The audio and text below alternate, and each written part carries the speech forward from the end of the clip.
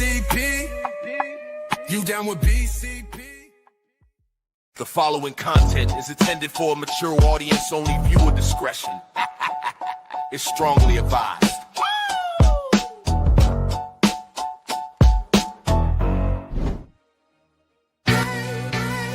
Yeah. To the tune of OPP, minority by nature. No time for idle chitter chat and petty iterations. Teaming to me exponentially like I'm Barack's inauguration. Erratic calculations, nah, I runs the infinite. Only way I slow me down is with some calc and by a limit. They might no longer show the work, the answer self-evident. Some truth should be proclaimed in the Declaration of Independence. Things not instantaneous can be approximated by adding up our changes till everything integrated. Word to my partners in calculus. Yo, you down with BCP? Yeah, you know me. You down with BCP? Yeah, you know me. Integral, grind exponential. You down with BCP? That's the way we rotate radiannually. You down with BCP? Down with BCP? You down with BCP? You down with BCP? That's the way we do things limitlessly. Yeah. You down with BCP? Yeah, you know me. You down with BCP? Let's blow. Switch the flow. Shift the tempo. You down with BCP? Down with BCP? You down with BCP? You down with BCP? That's the way we told me to go slower. I'm doing it. Just for you, man. It would help if you actually went with the rhythm, though. What are you talking about? You're doing it, though. Respect the pivot, bruh. Mean median mode. Accumulate the statistics with my bars each row. Distribute probability depending where you flow. What I have to my deal question with. For you here's, bruh. Do you get that though? What you thought it would be? Kick the riddle, run DMC style. Tell the truth. If you actually dance to the dance floor like that, you really think you get it, don't you? You really think you get it, don't you? I'm killing it. I am killing it. Listen, need I remind you how you met your wife? Wasn't dancing. You were sitting at the bar, not on the dance floor. See what I'm saying? I was at a jazz club. I couldn't dance at a jazz club. But you know what this is? This is my number one seed dance, bro. Yeah. Just stay sitting at the bar, bro. Trust me, just stay sitting at the bar. One of these days, I'm gonna win you over, bro. No. No. I think it's personal now. It is. I got something. I think that you just want to. You refuse to acknowledge that I can dance like a superstar. No, that's not it. No, it's just that you can't dance like a superstar. Okay, well, fair enough. You just can't dance. It's okay. One of these. I mean, you know, some people can't do calculus. I mean, I'm just saying, bro. It's okay. Oh man, Pete, you know what? It is great to see you. I was not expect. Here's what I was expecting tonight. Foster and Carl, not PJ. Hey. And here we have no Foster and Carl. We have PJ. You have a short-term memory, bro. You asked me last week, was I going to be here in the show? I said yes. And now that I found out who our guests are, I couldn't miss this show. Oh man, we got it. I mean, geez, guys, we got the dynamic duo, and I'm not talking about Batman and Robin or Jordan and Pippen. No, this is going to be you and I just taking ourselves off the show and letting these two gentlemen go, because our guests tonight are Glenn Morgan and Kenneth fucking Davis. This show is going to be epic, and if we get another word in after this, I'd be surprised, but I don't care.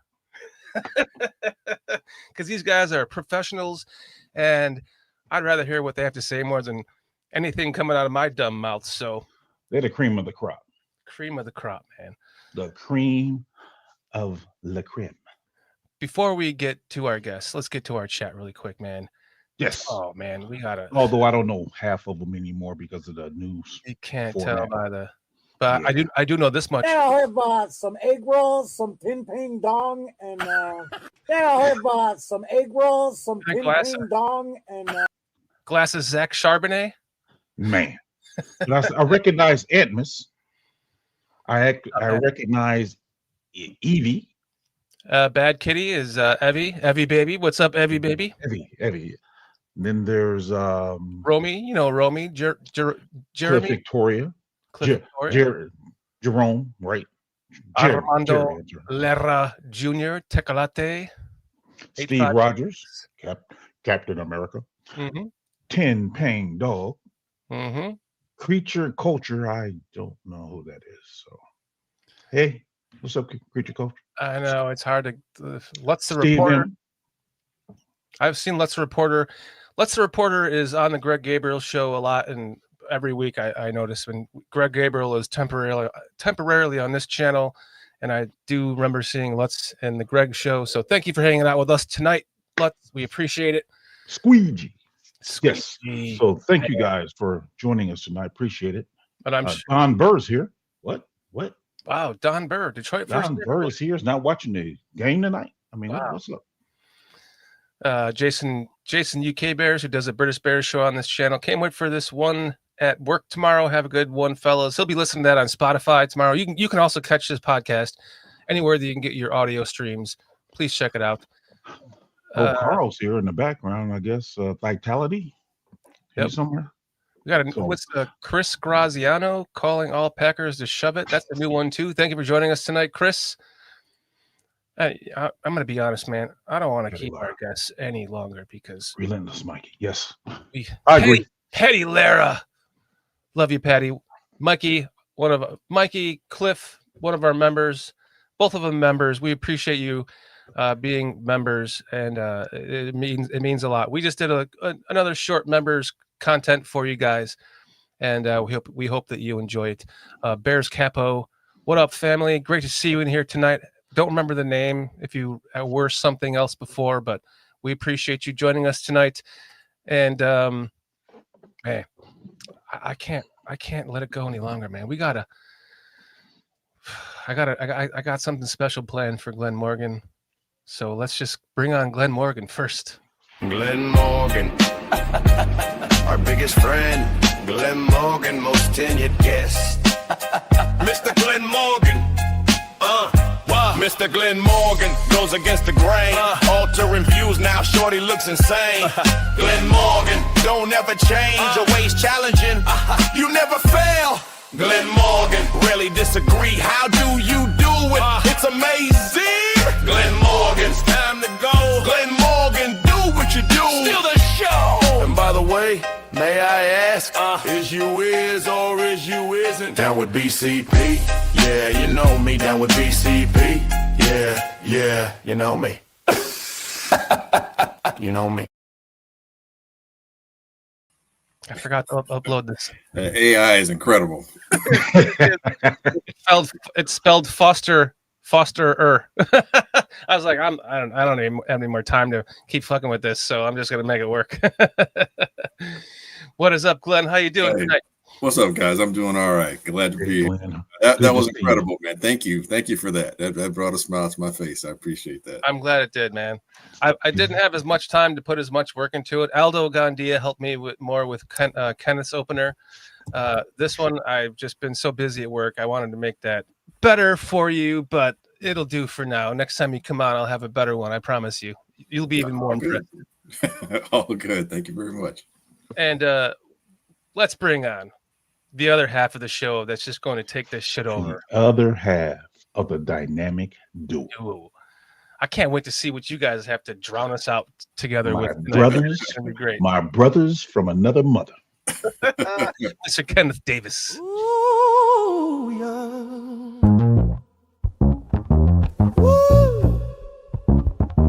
Yeah. You know what I'm talking about, baby. I'm talking about Kenneth, Mr. Kenneth Davis, Mr. Kenneth Davis. Immaculate conception with just the sound of his voice, yeah. My. Oh, when Kenneth speaks, you have no choice but to listen. You gotta listen, baby. My.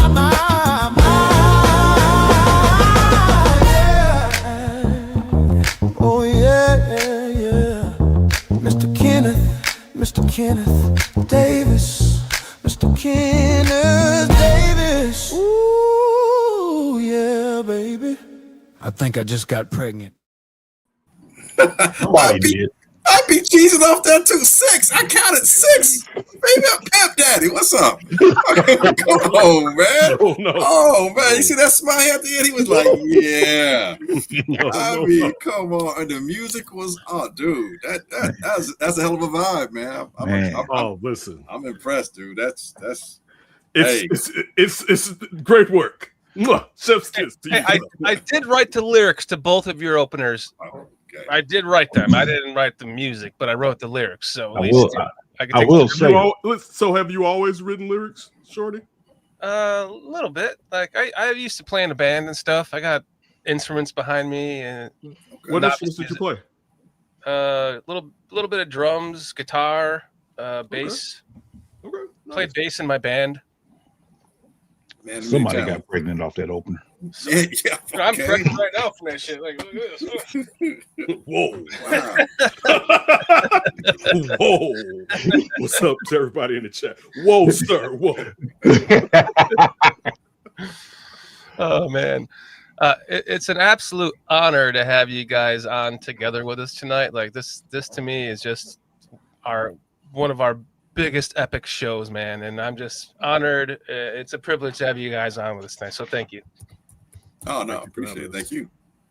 Must be the holiday season to bring in the dynamic. No, you told me that the next time you were going to bring my guy right here. So I had to go. So, and then you still owe me a Booker one. So I has do. to happen.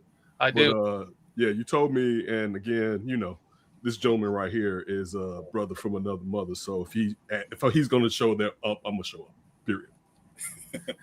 I'm sure Buka will be in chat at some point here tonight. Maybe we can convince him to hop on with us and just make it even that more epic. Four brothers on the same show together? Wow. At the same time at the same place? Whoa. And we all here to talk Minnesota Vikings football. So let's go. Yes. Let's go Vikings. Let's go 9. Let's go 9 fans out there.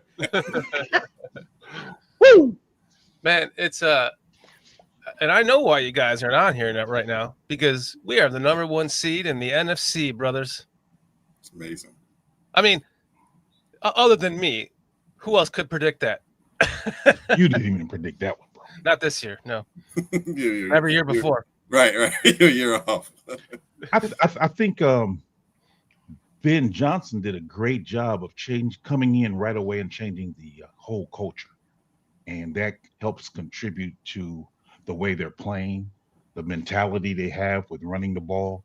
I think they do a great job of that, and I really commend them for that, because I can't remember in recent times us having a coach who is commanding the locker room and the guys are respecting and following his lead as much as they are with him. I don't disagree. I think I know we say culture, and I get it. I guess I try to get away from the trite overuse of it, because after a while it becomes so used. I think it loses meaning a little bit, or some of the steam. But to your point, yeah, I do agree. I think atmospherically in House Hall, everything has changed. I think atmospherically in the locker room, clearly we can see that after a win, the energy that's there. And I think that vibe, that energy, I think he's changed the whole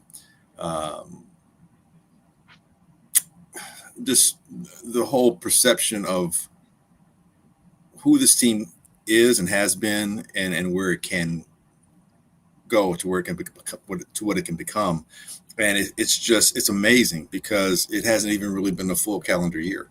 It's amazing because you start off 0-2 and you think like, oh my God, like, it was a bad 0-2. It was a game that you should have won, that you lost to a division rival and a guy who never played a NFL down as far as, regular season goes. And then you get smashed by the team that, our head coach had just left, and smashed. I mean, just destroyed, dismantled, And so basically, and less than 3 months, you're seeing an entirely different energy, and it permeates, and it's permeated throughout the city. And the cool thing about it, it looks like it's going to be sustainable. And I think to your point, as far as a head coach, and I've been watching the Bears for half a century-ish, and I think there are a number of attributes. I won't go through them per se, but there's a lot of aspects or attributes that certain coaches have brought to this city over the years in my lifetime, from Jack Pardee and Neil Armstrong all the way up to Ben Johnson. But I think Johnson so far has done what all those guys have done, but not just individually. Like, some guys may be good leaders, some guys may be good, maybe good at the preparation, some guys may be good at motivation, some guys may be good at accountability, some guys may be good with some game adjustments, some guys may be, bits and pieces. Like Wannstedt, you could point to certain things he was good at.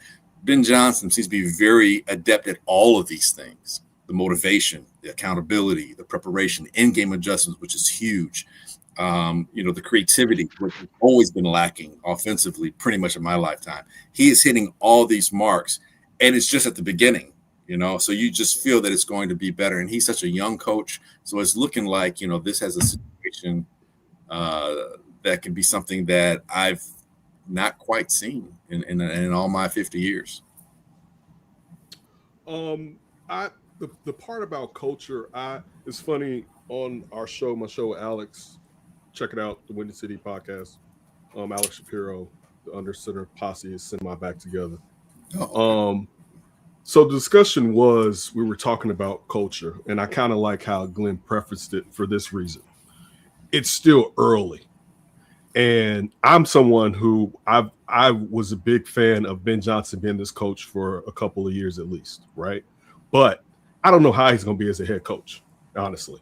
It's different going to the main seat. I don't know how he's going to deal with that. We've seen a lot of guys that are wonderful coordinators. I think in some ways, and I was saying this about New England, when you look at Mike Grable being there, a lot of people forget that Josh McDaniels is there. And Josh McDaniels is great at one thing. He's just not great at the next step. Exactly. But as an offensive coordinator, he's, regardless how you feel about him, he is fantastic. Don't get it twisted. All right. Like, when you look at what Drake May is doing this year, you can apply a lot of that to the fact that he has one of the best offensive coordinators in the last 20 years helping him. Right. So that, in looking at, and I like that Glenn just was talking about an offensive guy, because, and Glenn knows this, I've been with Glenn at NBC, let me say this, in the past, and we had a lot of conversations, and we did work together. And always the fear is, what if they get a good offensive coordinator, then he leaves? And I remember back then being like, well, you loved her and she left. It's better than not to love her at all. You just saying you don't want to love? I don't want a bad one, because she's going to go. Oh, man, they all may go. So if you're going to do that, it's going to be at your detriment. But having a guy who is the offensive guy, and you never have to basically worry about that aspect leaving, is something that we have never had in our lives. And even if we did have an offensive guy, it was really some smoke and mirrors. And I mean, as a good coordinator, it was like, they're going to figure him out sooner or later.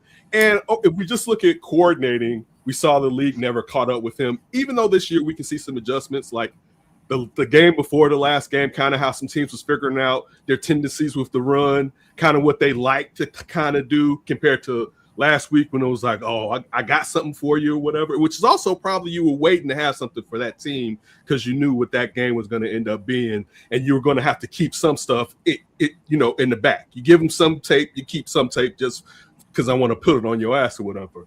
But the thing is this, I love it, and I'm not even going to lie about it. If they beat Green Bay, and I know we'll get to that, and I actually believe, and this is going to be crazy, I think they could beat anybody. And I'm telling you, it's not crazy at all. But look, what you were saying, historically, Glenn, honestly, I mean historically, not right now in the present. Historically, that's crazy. And I mean, because now, like in the past, like even with, and I know we'll talk about Caleb later, even with the problems with his completions right now, the fact that he can win games at the end, when have we ever had, like, it usually we'll have a good defense, and the defense has flaws in it, but they are the best bend don't break that's ever not broken from the turnover ratio that they've been able to get, right? Especially with the injuries.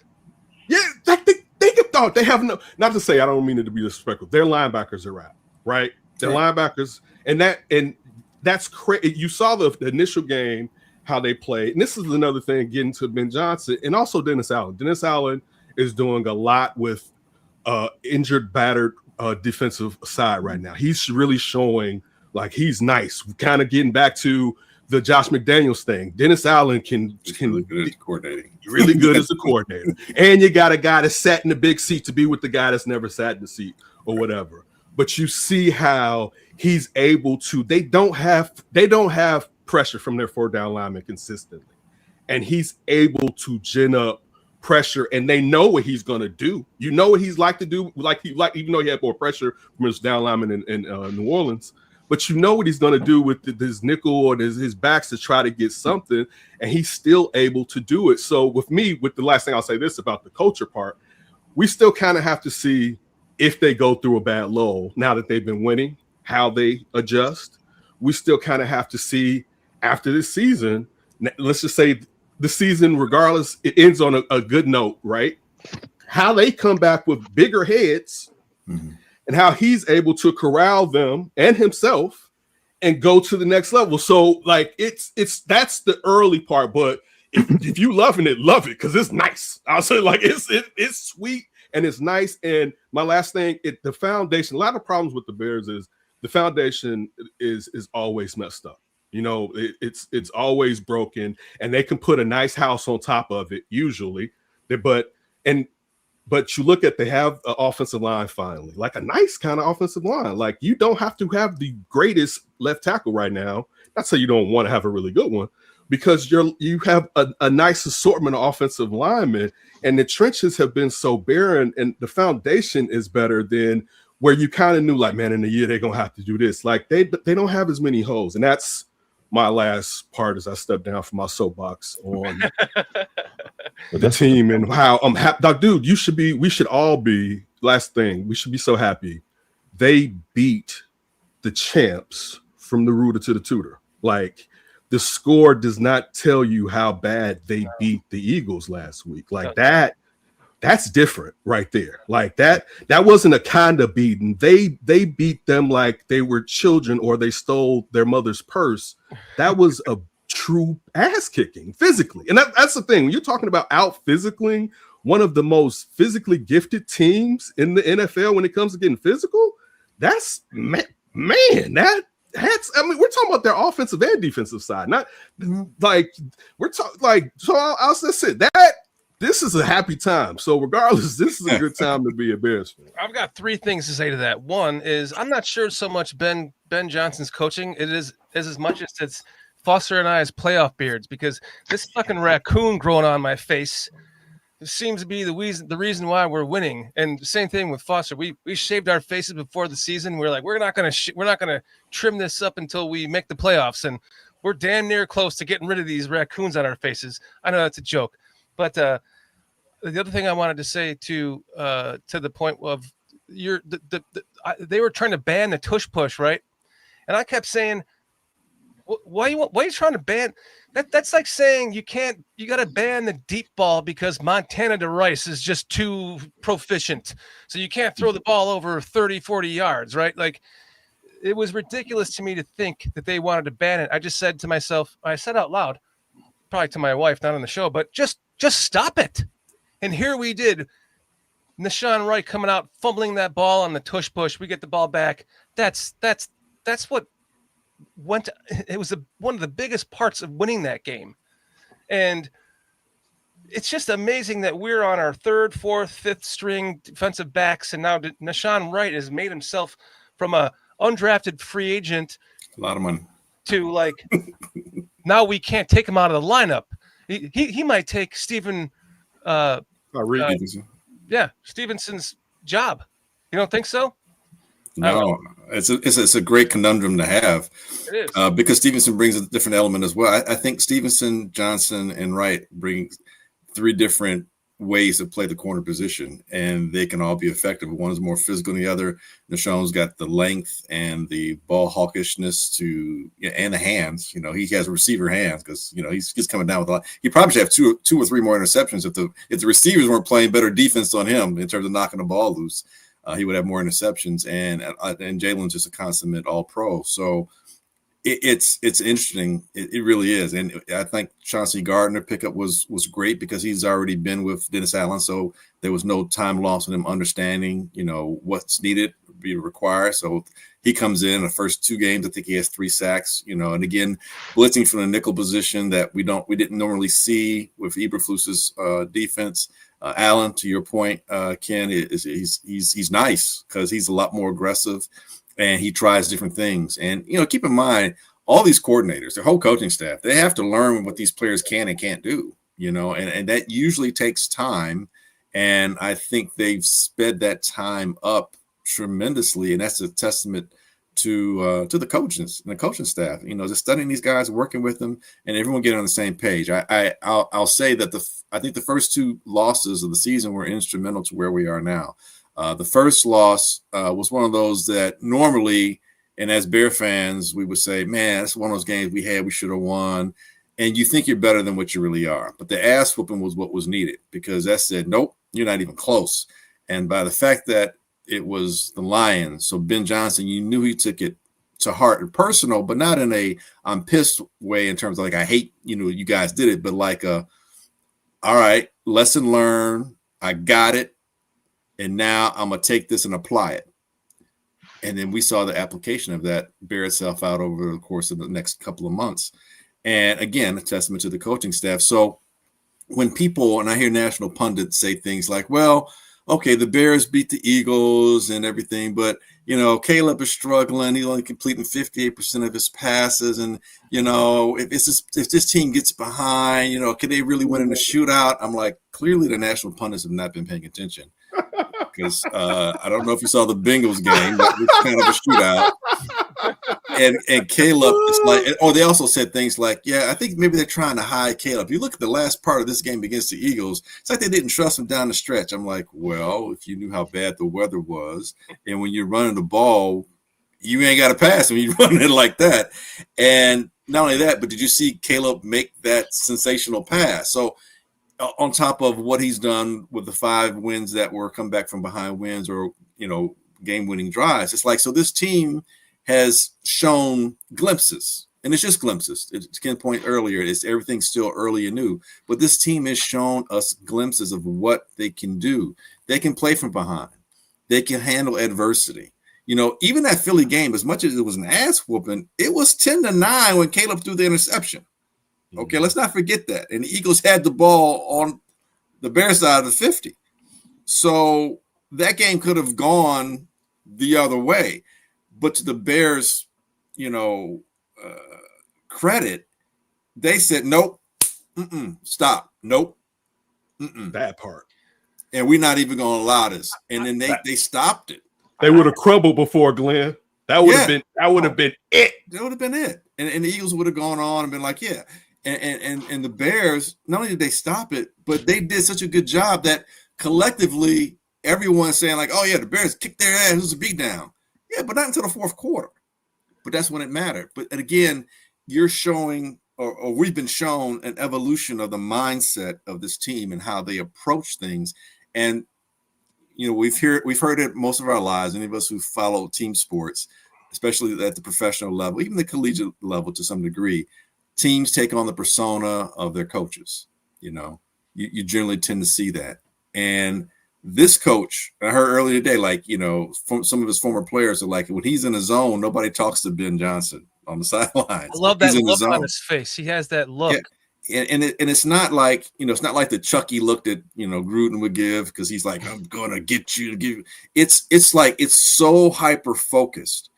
And it's problem solving. He's constantly, he is in a zone, you know, but he is in that mindset where, you know, it's just like, it was The Beautiful Mind, where the movie where you start seeing all the symbols and everything come up and, you know, he's figuring things out. Ben Johnson is kind of in a thing where it's like, you know, he's just so attuned. And I can just imagine what the preparation is like throughout the week.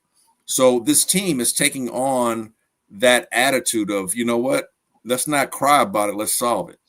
Let's not talk about it, let's be about it.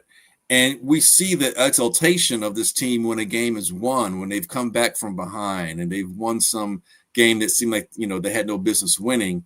And the joy is pure, and they all are allowed to enjoy that. What we don't see is all the preparation and the focus but we do see it. We don't see it because we're not there, but we see it during game day when you see Caleb on the sidelines and he's not pouting. He's figuring out. You see it on the sidelines when a game is won by the field goal kicker at the last instant and the Bears come off it like it's just another business trip.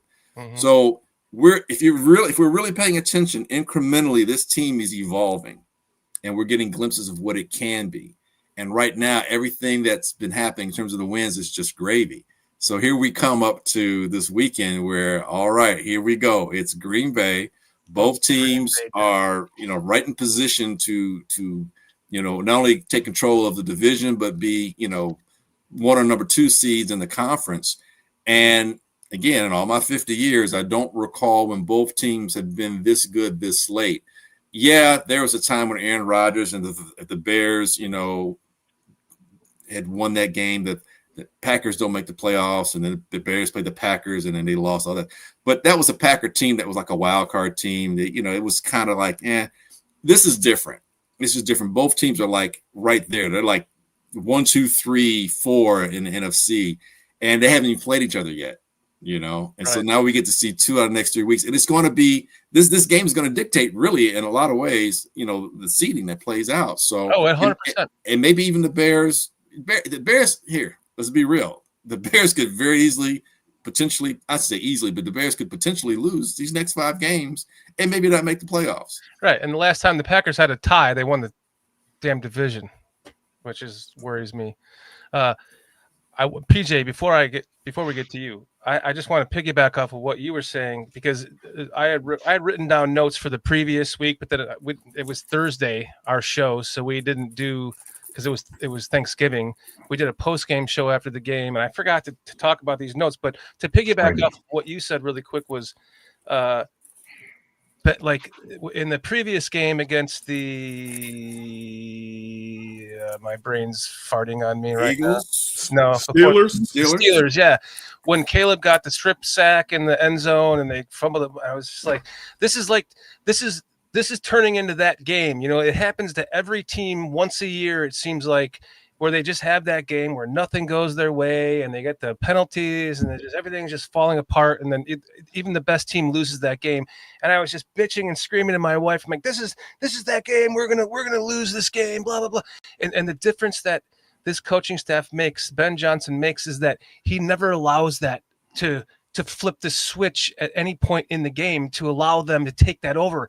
He has control of his team, and his team gets it back. And we're seeing that time and time and time again. And that's the difference that you were talking about, Glenn, that's like so noticeable without even recognizing it might be the most noticeable thing.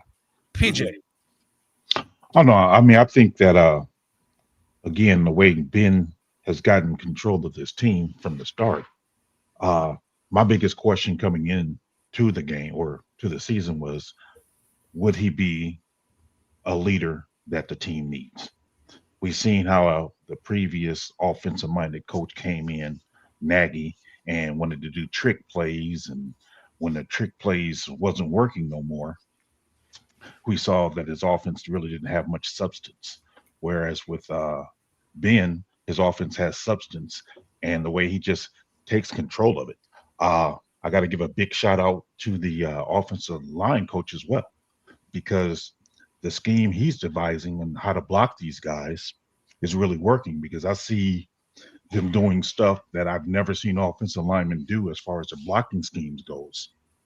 With Darnell Wright coming down the block on a down block, and Tooney coming out to pull up or pull back for pass protection. It's like they're doing things that is really creative, and I think it helps them keep them engaged and, again, get them inspired. I think Jonah Jackson is even playing better. I mean, first he started off kind of rough, but he's coming along and being a very dominant blocker. So again, all that I think credits Ben Johnson as well as the is it Roshar? Is that his name? Roshar, yeah. Yeah. I think they working together and coming up with good schemes. So I've been impressed with what I've seen. Even Caleb hasn't been playing the greatest, but we still have been winning games in a dominant way. Yeah, it's I think really quickly, Kenneth, before you go, keep that thought. I just want to get to our super chat. $5 from Chad Speaker saying Green Bay's offense is inconsistent. Fuck Green Bay. Thank you, Chad. And we have a new member tonight. Bears Capo 23 just became a member tonight. Thank you very much. And now Relentless Mikey, a member for now another month, going on 8 months. Thank you guys. We really, really, really appreciate your memberships. Go ahead, Kenneth. One, the Nagy comp, and this isn't at you, Jay. Wait. You cannot get away with saying that word around here. I'm not even going to get into that. I have zero thought. The thing is, we didn't know who was calling plays in Kansas City. One, where we know Ben Johnson, that offense, particularly the last couple of years, that was his mind that was running what was taking place in Detroit. Where Nagy, the question of did Andy Reid take the play calling back from him before he came over? And again, it still doesn't say to what we said earlier, was Ben Johnson going to be a good head coach or whatever? But it now we see that he can be. Can he sustain it will be the real big question. But with the Caleb thing, and I'll just say this briefly, some of those times, even when Caleb was doing the heart attack stuff, when bringing the Bears back, I was a lot more worried about Caleb, definitely the Ravens game, than I have been the last 3 games. Like, the questions that I kind of had for him was like, wait, is this shit gonna click or is this you?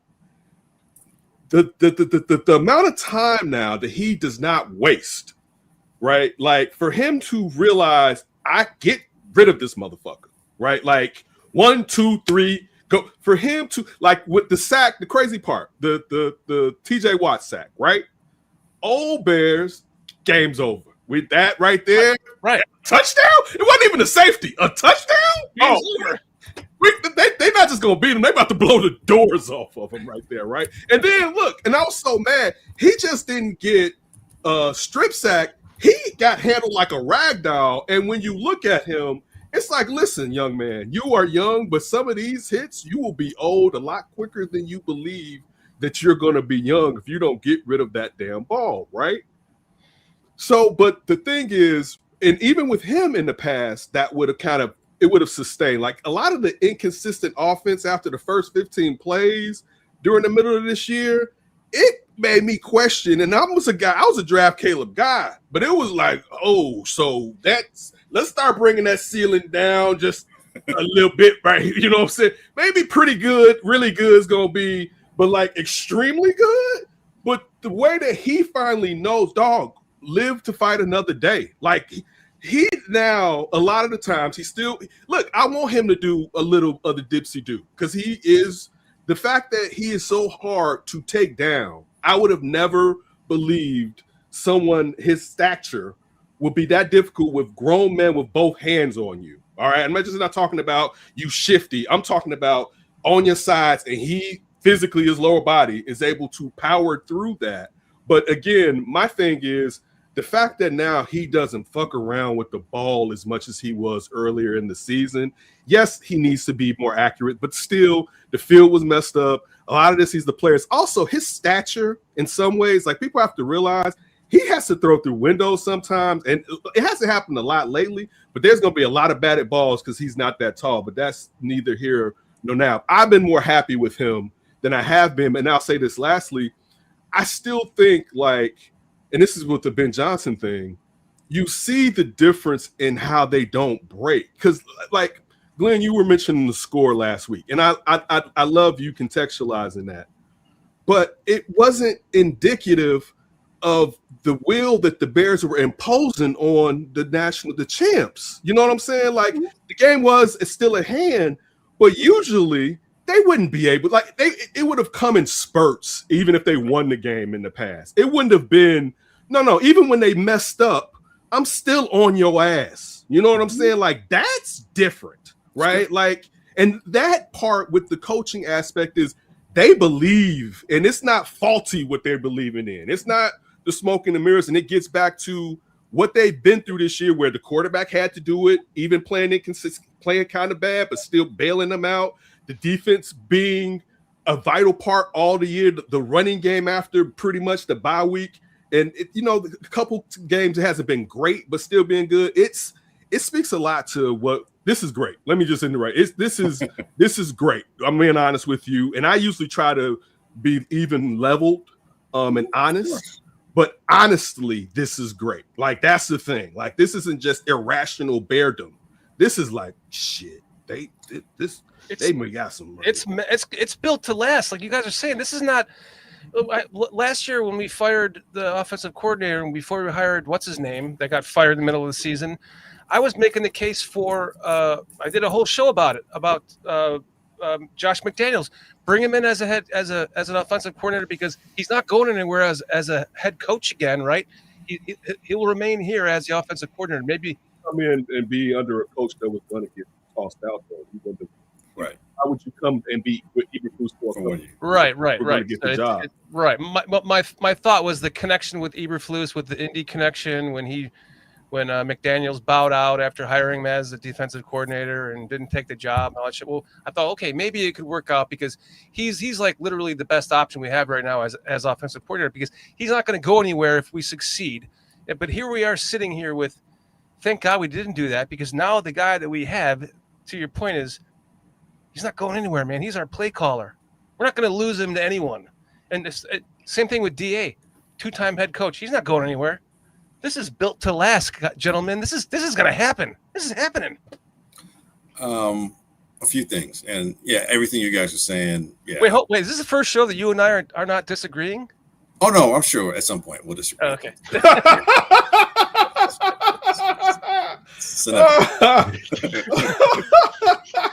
Every time you zig, I zag. You zig. What the fuck? I'm trying to align with you. I think it's happening right now. A few things. With the coaching staff and with Ben Johnson, even with this entire division, one thing I noted early on was how young all the coaches are in this division and all the general managers. By head coaches, I'm talking about the head coaches and the general managers. I think Gutekunst for Green Bay might be the oldest. He might be 52, 53, something like that. Everybody else, general managers are like in their 40s. I think Poles is about to be 40, early 40s. And our head coach is the youngest of the coaches. I think he's like 38, 39, something like that. So this division is going to remain the same for a while in terms of the front office. So basically strap down, get ready for, the next 5 years of it looking like how the AFC North was several years ago, where it's just any one of those 4 teams can be the team. Any one of those 3 teams or 3 of those 4 teams can make the playoffs. Really 4 could, but they just couldn't because of whatever. It's going to look like that. Minnesota will figure some things out. They got to figure out the quarterback situation. Anyway, the thing with Caleb and Ken and I, back in NBC Sports Chicago days, I was very much on the, trade the first pick overall and get a haul. Oh, now you're talking CJ's language. Because, well, here's the thing. My thing was that the Bears had an opportunity to create a better foundation. You don't have to have a superstar quarterback to win a Super Bowl, as long as you have a blueprint for your other units, your offensive linemen, your receivers, defensive linemen, so on and so forth. But because I said before, it wasn't so much about Caleb and Justin, it was about what the Bears do with the first pick. But if you do take the first pick, you have to get the coach right. They didn't. That's why I was upset about that. You have to get the coach. They have now, looks like now, but you have to get the coaching right.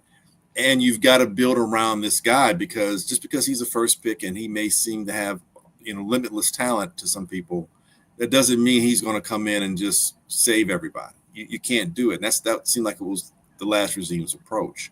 So what we're seeing now is a team that's being built to last, but we're also seeing the Bears lay this blueprint foundation.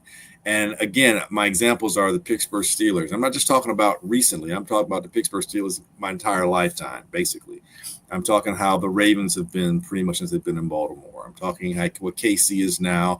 And I hate to say it, but the cheesehead fuckheads to the north, with what they've done. Fuck Green Bay. Because they figured out a blueprint when it came to the quarterback position, and they were able to build around that. And even with that, you can see even with Jordan Love, it's not just all about him per se. They have other elements. I won't digress too much. Point being, the Bears, we're seeing them lay a blueprint. Now, keep in mind the free agents we got for offensive linemen. He's not a young guy. Dahlman is probably right at the mid part of his career, and as far as the right guard as well. Our tackles are really young, and they're athletic. But you're starting to see a blueprint as to what is going to be required. So just like we've seen Pittsburgh over the years seem to always draft that linebacker when they need it.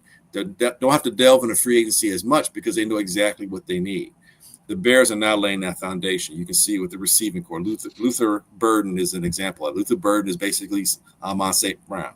You're seeing that with Dunze, you've got the length and the physicality that wasn't quite there in the size. It wasn't quite there at Detroit. But now, what's going to be the speed option that Jameson Williams is. So, maybe they draft someone this year that's going to be the speed option. You see with the tight ends clearly. You know what I'm saying? So, and with the running backs, they seem to, mirror pretty much, Gibbs and Montgomery over in Detroit. And with that being said, I know Swift's not going to be the end all to be all, but we know what the blueprint, we know what it looks like now. And that's the thing. We never knew what it was going to look like. The Bears were always struggling to find out. They were chasing.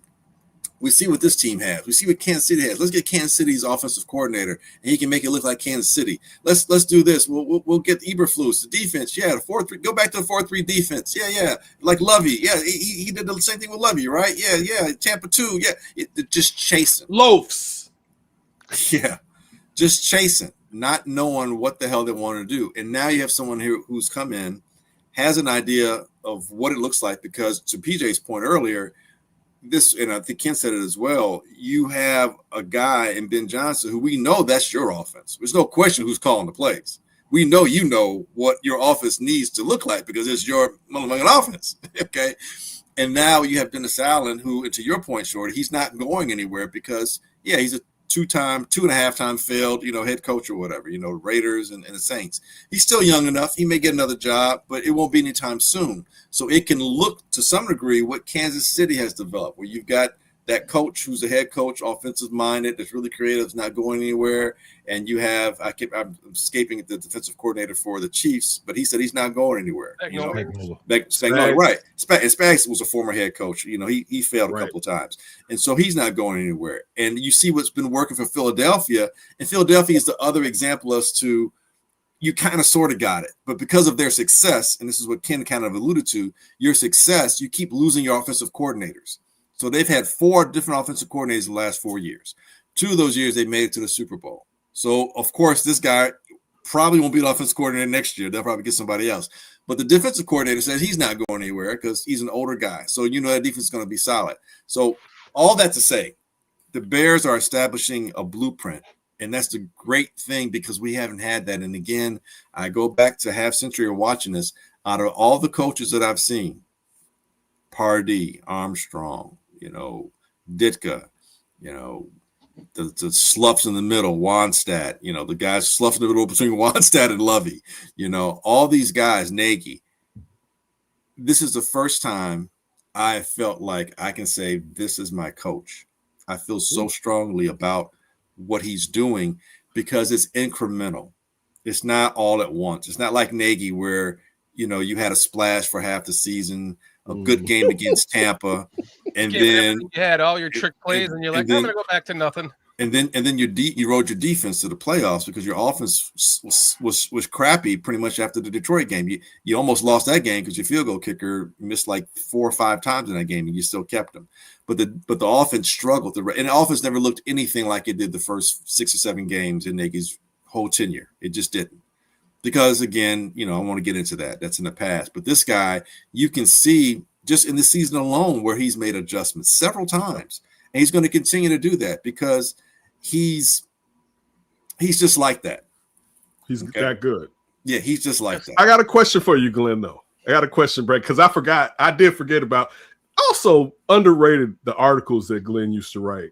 Outside of being a talking head and being in production, just a multifaceted individual right here in Glenn Morgan that we have to point out. That's my brother. I just want to say that. That's my brother.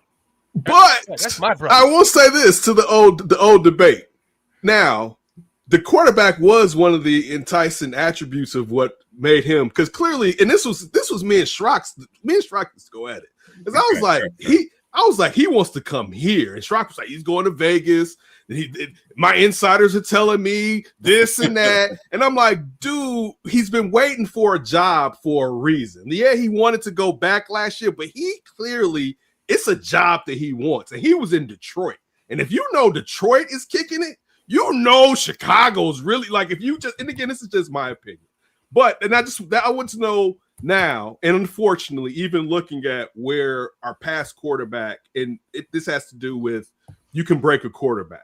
You know, like that's one thing too, where if one thing we don't give props to, if you're not put in a good place, regardless of the limitations you may have, it could derail everything that you're going to do, what you could be, particularly that position, because a lot of other positions are more reactionary outside of receiver and tight end and stuff like that.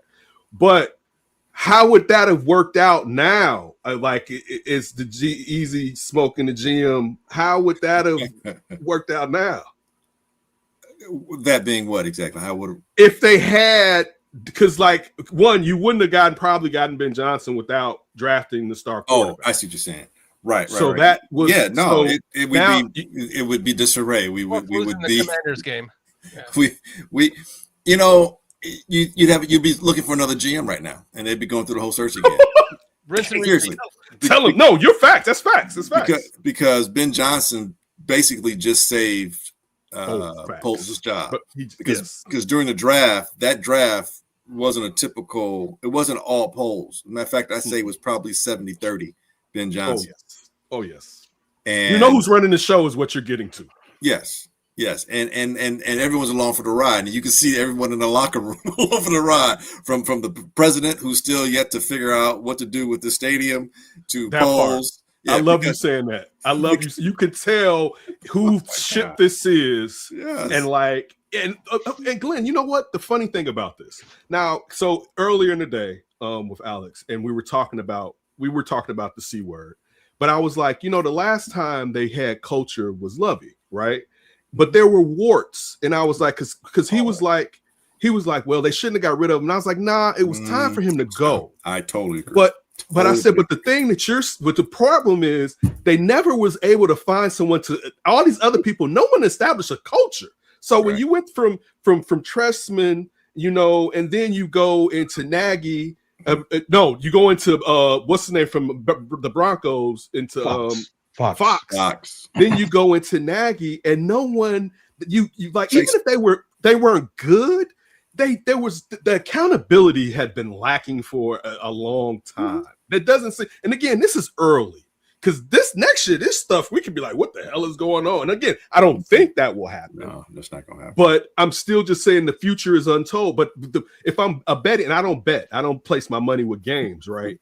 If I'm a betting man, I'm betting. Again, I'm biased because I wanted Ben Johnson to be the head coach. Gotcha. But from what he's done and what you see, like everything that you said, and I love it because it's the same. They're so far ahead of schedule. It's ridiculous. And before it'd be scary, but it's not scary that they're ahead of schedule, because you can tell the foundation. Again, I mean the foundation of the teaching. A lot of times these coaches have come here and talked about, we're going to be teaching, and they've been teaching nothing. You can tell by the backups. You can tell, right. Like the linebackers, when they were thrust in, it was an issue. You give them a week, we can pull it off. No starting at linebackers. We'll pull it off. In the past, that would have been a gaping hole, particularly going up against formidable opponents in Right. the Pennsylvania teams. You know what I'm saying? That would have been that would have been a huge issue on, let alone the defensive backfield has been just torn to bits when it comes to injuries.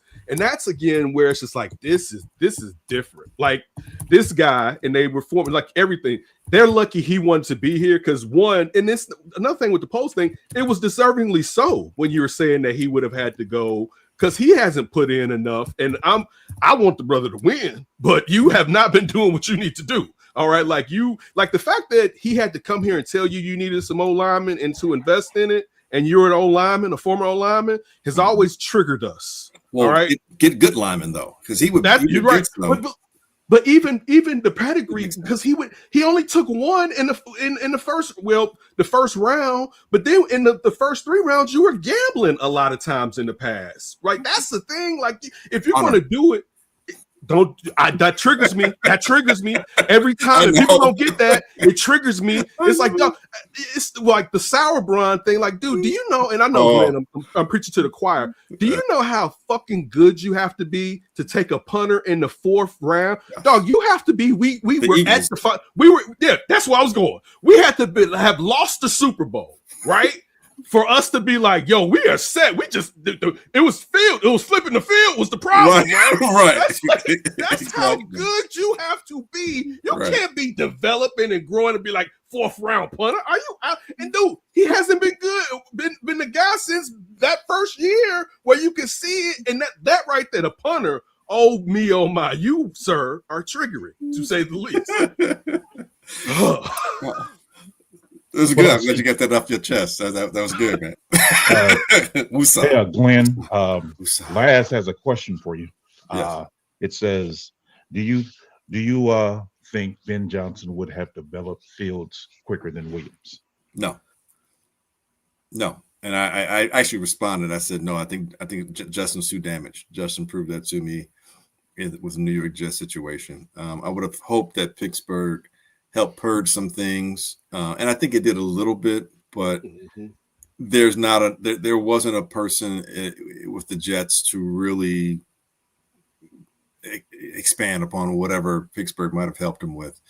Justin is showing me that his ability to navigate the field is too myopic. He doesn't navigate it as well as he needs to. I don't think it has anything to do with intelligence, and I really get upset when people try to intone that. That's a whole different element. I think the three of us understand sometimes agree where that comes from. Right. But I think it has to do with comfortability, confidence, and how he sees it. And I think that myopia was narrow because of having to run so much when he got to Chicago. And I look back the first season when he was here, he actually looked a little bit better than he has since he's been a professional. He just got too damaged. So no. And I don't feel sorry for him because his life's going to be okay. But as far as his career and his potential, yeah, it was a perfect, I don't say perfect, but another example of how you can damage a young quarterback. Now, when it comes to Caleb and his development, a lot of people, and again, I've never been on the he's generational train. I'm like, you talk about triggering with a punter, you trigger me when it's the generation. I just triggered myself with the generational thing because I'm like, bro, like, are you effing kidding me? Like, Michael Vick was generational in college. Okay. People, I'll become more recent. People seem to have forgotten that Lamar Jackson won the Heisman and then the following year passed for more yards with a whole different group of wide receivers. That he was playing in a pro-like system in Louisville from the head coach, from the coach who I think Petrino. Thank you. You know, it's like Lamar was doing like you go back and look at the highlights. You're like, damn, he was doing that. Like, damn. You know, I mean, what Caleb did in college wasn't anything that I hadn't seen before. I've seen it. I saw Donovan McNabb do the same thing in Syracuse. Seriously. Can I add when you're done? Can I add to the Justin Fields thing? Sure. Sorry. I'll wrap this up real quick. My point being, when it comes to Caleb, I know the comparisons with Mahomes were there and the recency bias. I get all that, and there's some things I get where they may say that, but to me, and I've said it before. I said it back on NBC as well. I really think that Caleb, his trajectory reminds me more of Brett Favre than anybody else. And but without the turnovers, Glenn, without nowhere near the interceptions. Only right for a couple of reasons. One, that's part of who he is. He is a little bit more deliberate with that. But I think because being the number one pick and Caleb's they're different people. Brett Favre was a devil-may-care attitude guy from down south. The dude basically almost drunk himself out of the pros when he was at Atlanta. So that's a whole different mindset right there. Caleb was a high schooler living on his own. Okay. So the responsibility level was just inherently different. Maturity levels inherently different because of their personalities. And I was saying this when the Bears were about to draft Caleb and when he was drafted, I'm like, you're going to have to harness all of that because they're still the gunslinger. They both share that in common. And Caleb, and again, I'm not the athlete that any of these people are. When I say this, it's just because it's like I kind of get it. One thing I love when I used to play quarterback and run around, I love rolling to my. I'm ambidextrous, but I throw with my right hand. I'd roll to my left. I love rolling to my left more and throwing with my across my body than I did to going to my right. It just feels different. It's just I don't know what it is. It's like I get to go here and and I see that in Caleb. I'm like, so you had a cannon for an arm too, then? if by cannon you mean toy cannon, yes. But with Caleb, it's like you can see that. I'm like, dude, that's who he is. You're not going to completely eradicate that, and you don't want to. You need to harness it, just like with Brett Favre. You need to harness it. And Caleb, I can't remember what press conference it was. It was in somewhere in the middle of the season or between games 5 and 8 or whatever at a press conference. Someone kind of mentioned something along those lines. He says, "Yes, well, that's kind of what I." It's kind of what I do. It's kind of who I am. I'm like, yeah, I know. It's exactly who you are. And we saw it again with Philadelphia. But the good thing is he's not doing it every other play or every other series. You know what I'm saying? It's getting harnessed. Right. Ben Johnson has been able to harness that to a degree. So when Caleb is getting a better idea when to pull that out of his bed, like this is my trick I have here. I can pull this trick out right now. I keep showing the trick all the time. It's not so much a trick. It gets old, stale, or whatever. And we saw that with that pass to commit for the touchdown. It was a great pass going to his left, not the best of wind conditions. So I think his trajectory has some degree. It looks a little more like Brett Favre with a little bit of Mahomes. There's a little bit of a hybrid aspect to it. And I really feel good about the fact that he didn't have that goofy success that Trubisky had in the Tampa Bay game where it's fool's gold. It's like, no. You're still learning. Nope. He also didn't have He also didn't have that spectacular rookie season like all the rookies. Like you're seeing it with C.J. Stroud. There was some before him. And then there was after C.J. Stroud, Jaden Daniels. Like those quarterbacks, they don't when they have that rookie year, they don't ascend from there really. There's only I disagree. I disagree with that premise. And Lamar Jackson. That's it.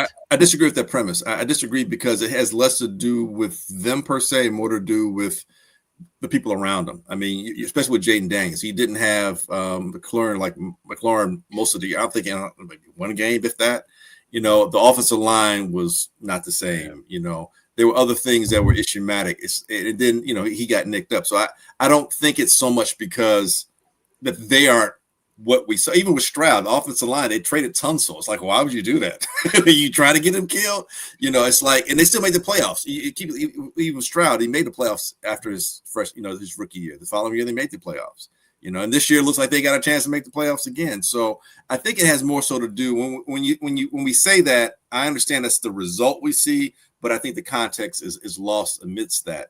And if we really pay attention and look to that, you'll see like, okay, what were these other underlying factors? Sometimes it's you had last place schedule. So right. Sometimes you have last place schedule, that kind of thing. But even with that, with the NFL, because let's keep it real. When it comes to schedules, at the beginning of this year, the Bears schedule looked like okay, man, like we maybe 5-6 games. Like that's a hard ass schedule for a team to finish in last place. But as the season wears on, attrition happens, and it's in the NFL. And I'll always maintain this: when you catch somebody makes a difference. When you're facing, not necessarily who you're facing, but when you're facing them, you can catch them at the right time. You can. Look at the Panthers. They just beat the Rams, And before that, I think who else did they upset? Was it San Francisco or somebody else they upset? Green Bay. Green Bay. Yeah, it was Green Bay. Thank you. In Green Bay. Yeah. So when you catch a team, like the Eagles caught the Bears at the wrong time. Bears caught the Eagles at a good time. You know what I'm saying? The Bears beat Dallas at a good time. They play Dallas now, it'd be a little different. When you catch a team makes a difference. The Lions 27-9 right now, Lions over the Cowboys, by the way. Yeah, but when we play the Lions next time, it may be a better time for us because we'll be more prepared and maybe be more beat up. So same thing with Frisco. They always get beat up in the year. So when you catch a team, it makes a difference. But this is why I like, and I'll say this last thing, this is why I like this game coming up here. And to some degree, the interior of the Green Bay's defensive line is not going to be there. And that plays to the Bears in the Bears' favor with the running game. That being said, there's still other elements of Green Bay that are very dangerous, and they just beat the Lions. So, nobody's crying spilled milk for Green Bay in that situation.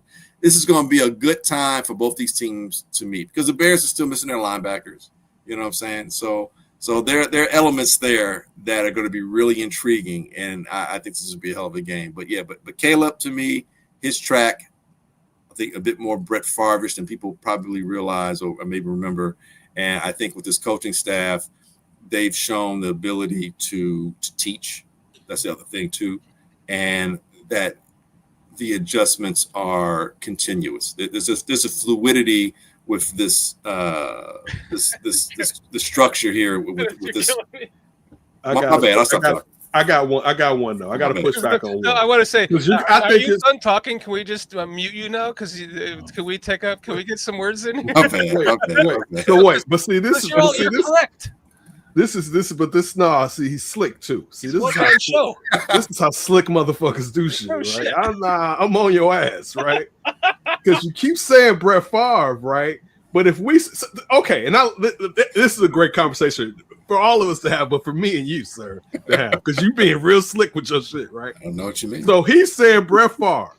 Now, you don't think I used to hate how nationally, like, people kind of got on the Brett Favre nationally late because, of course, the 49ers and the Cowboys, and when Green Bay started playing them, that's when they knew. And it's funny, I was thinking about Brett Favre early this morning because I was also talking about one thing. I think Glenn didn't say this, but I think he meant it, talking about I'm gonna speak for you, talking about Green Bay.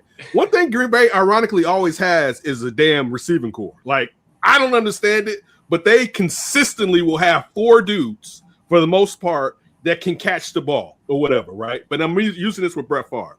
So I remember when Sterling got hurt, being a young kid, and it was like, because people don't understand how Sterling was on Flash 80s, you know what, right? AJ Brown times 5. Yeah, people don't understand that, because nobody knew that Jerry Rice was going to play for another 15 years at that point, right? Back then, it was like, he's been in the league for 7 years. It's over for him, right? And nobody knew, like, and it wasn't even 7, because I'm thinking about when he'd been in about 5 years, but people were like, he was going to, and people, it was like Sterling. And Brett Favre was like, okay, the kid kind of has an arm, but damn, he turned the ball over. And I remember when Sterling got hurt, and this is when Brett started to kind of flash a little bit, but being like, damn, how he's going to improve without having that guy or whatever. And I remember they had Robert Brooks. I think Robert Brooks was the other guy on the team back then. And the thing that happened is he started spreading the ball around more, actually. It kind of, I don't want to say it benefited him, because that could have still happened, and he could have had a Hall of Fame wide receiver there, because people don't give Sterling his props, because a lot of people didn't see Sterling Sharp play. But reason being is why I'm saying this. If most people in the knock on Brett Favre was, damn, he could score the ball, but he would just turn the ball over. And if Caleb is Brett Favre and doesn't turn the ball over, that's great. That's a fantastic thing. But Slickster here, right, is trying to say like he's going to be Brett Favre. Like, no, it's Brett Favre without the turnover, which who wouldn't want Brett Favre without a gunslinger who would score with other opponents but doesn't give the ball away. Brett Favre used to give the ball away and still beat people consistently. Right, like that's the thing that people like. That's why nationally I didn't like it, because he would give the ball up, but he used to still beat their ass while doing that. It wasn't like he was just giving games away. No, in his prime, dog, he was an old man in Minnesota. And that first year, he was on people's what. Right? He was studying the playbook then, but he was on people's. He didn't even want to study when he was hot in Green Bay. Like he needed to study. I have to move you next to me. So these two guys are. I'm out. That was it. I'm out. No, because these guys are in the. I don't want to keep bringing it up, but I did want to mention when I came back from taking my dog out about the Caleb Williams discussion as opposed to Justin. I wanted to just quickly mention that the release that Caleb has is so fucking elite. It's got to be the quickest release in the NFL, bar none. The ball comes out of his hand. Not the quick. From you can see, this is what we do. From the time he gets ready to Jordan, all 99 and everything, like it's on quickest. It's up there. There's no wind up. It's just ding, ding, ding, ding. And I'm a Caleb guy. Right, so that's why I moved you next to me, because you and I are the Caleb guys, and he's not the Fields guy. It's not the quickest. It's not the. He's in the quickest. He's in the group. It is, but he's not. I wouldn't say right now. This is the thing. I'll say this. I'm not talking. Real quick. I'm gonna jump out. I'm gonna jump out. Like I'm a Patrick Mahomes. I'm a Patrick Mahomes fan, right? Slow release. Patrick Mahomes. This is the thing, though. Patrick Mahomes can do more with his arm than anybody in the NFL. But let me say this: he doesn't have the strongest arm. He's in the grouping. But there are guys where you could say Josh Allen could probably have a stronger arm. I think in the past I would say Justin Herbert would probably. But no. But look, I'm using this to say this about Caleb. Just like, for instance, like MJ, like Michael Jordan. Like Michael Jordan, I think is the GOAT. If you say LeBron is, I'm not going to argue. I can see why you would say that. It's not preposterous to me to say that LeBron is. It's not. It's not. But I'm a Jordan. I'm saying Jordan is because I think winning is factored into that. But this is the point I'm trying to get to, though. People would like. Jordan is all around to me the greatest basketball player, but that doesn't mean he's the greatest dunker. He's in the group of greatest dunkers, but I would say Vince Carter probably to me is the great, and I'm talking about in game, yes, the greatest dunker, right? So I'm using that to bring this to your Caleb and spinning it thing. Caleb has elite spinning ability and arm angle, but I was still, but this is the thing too. We could come back to this in a couple years, because now in the last 15 years, 20 years, quarterbacks have gotten better with training in the pros. Because it used to be if you had kind of I won't say a real pop gun arm, but let's just say you had a mid arm, that arm was like that. And now guys are used to come in the league with mid arms and develop into better arms because of the type of training that they go through. So he can improve in that. But being a Caleb fan, I'm not going to say he has, but he has one of the best right now, but I don't want to say it's number one just right now looking at it. The quickest release. I get what you're saying. I understand. And words have meaning, and I understand your words. I think it's like Ken's saying, I think he gets put him, in the picture, but I don't think it's like, to me, when I think quickest release, it's always Dan Marino. I know you're talking about right now. I understand that, Dan. But to me, it's like Dan Marino is the standard, and then I judge everybody by that. I think Caleb, he can get there, but I think Ken says it the right way. Like he spins the ball really well. You know what I mean? Like, and it comes from different angles. And I think you're talking about the flick of the wrist and how it comes out of his hand. But I don't know if that means it's a quick release as much as the velocity that's behind the release. Okay, no, I'm talking about from here to here to gone in the air. Like I went back and I watched, because I made a bunch of Justin Fields every play videos a couple years ago, and I watched one of the ones I made right next to one of Caleb's last game, and just to see not only. Because I wasn't talking about the velocity until now you brought it up, but it's just how quickly it comes out and then it's there. It's like you can see the ball travel when Justin threw it. You can see you can barely see it. It's like from here to there when Caleb throws it, and it's either bouncing off the receiver or he's catching it. That was the whole point that I wanted Justin or Caleb over Justin, was because just the time it takes to get the ball out of your hand, and then. Now that you're bringing it up, the velocity is far less, and I don't want to bring up Justin. I'm just piggybacking off what what you guys were talking about earlier that I wanted to say was whose velocity is far less? You're saying Justin's velocity is far less than Caleb's. Yes. Yes. Yeah, I would agree. But I can barely find a quarterback in the NFL. I can't find one that has a quicker release. Maybe Lamar Jackson. Stafford has a quick release.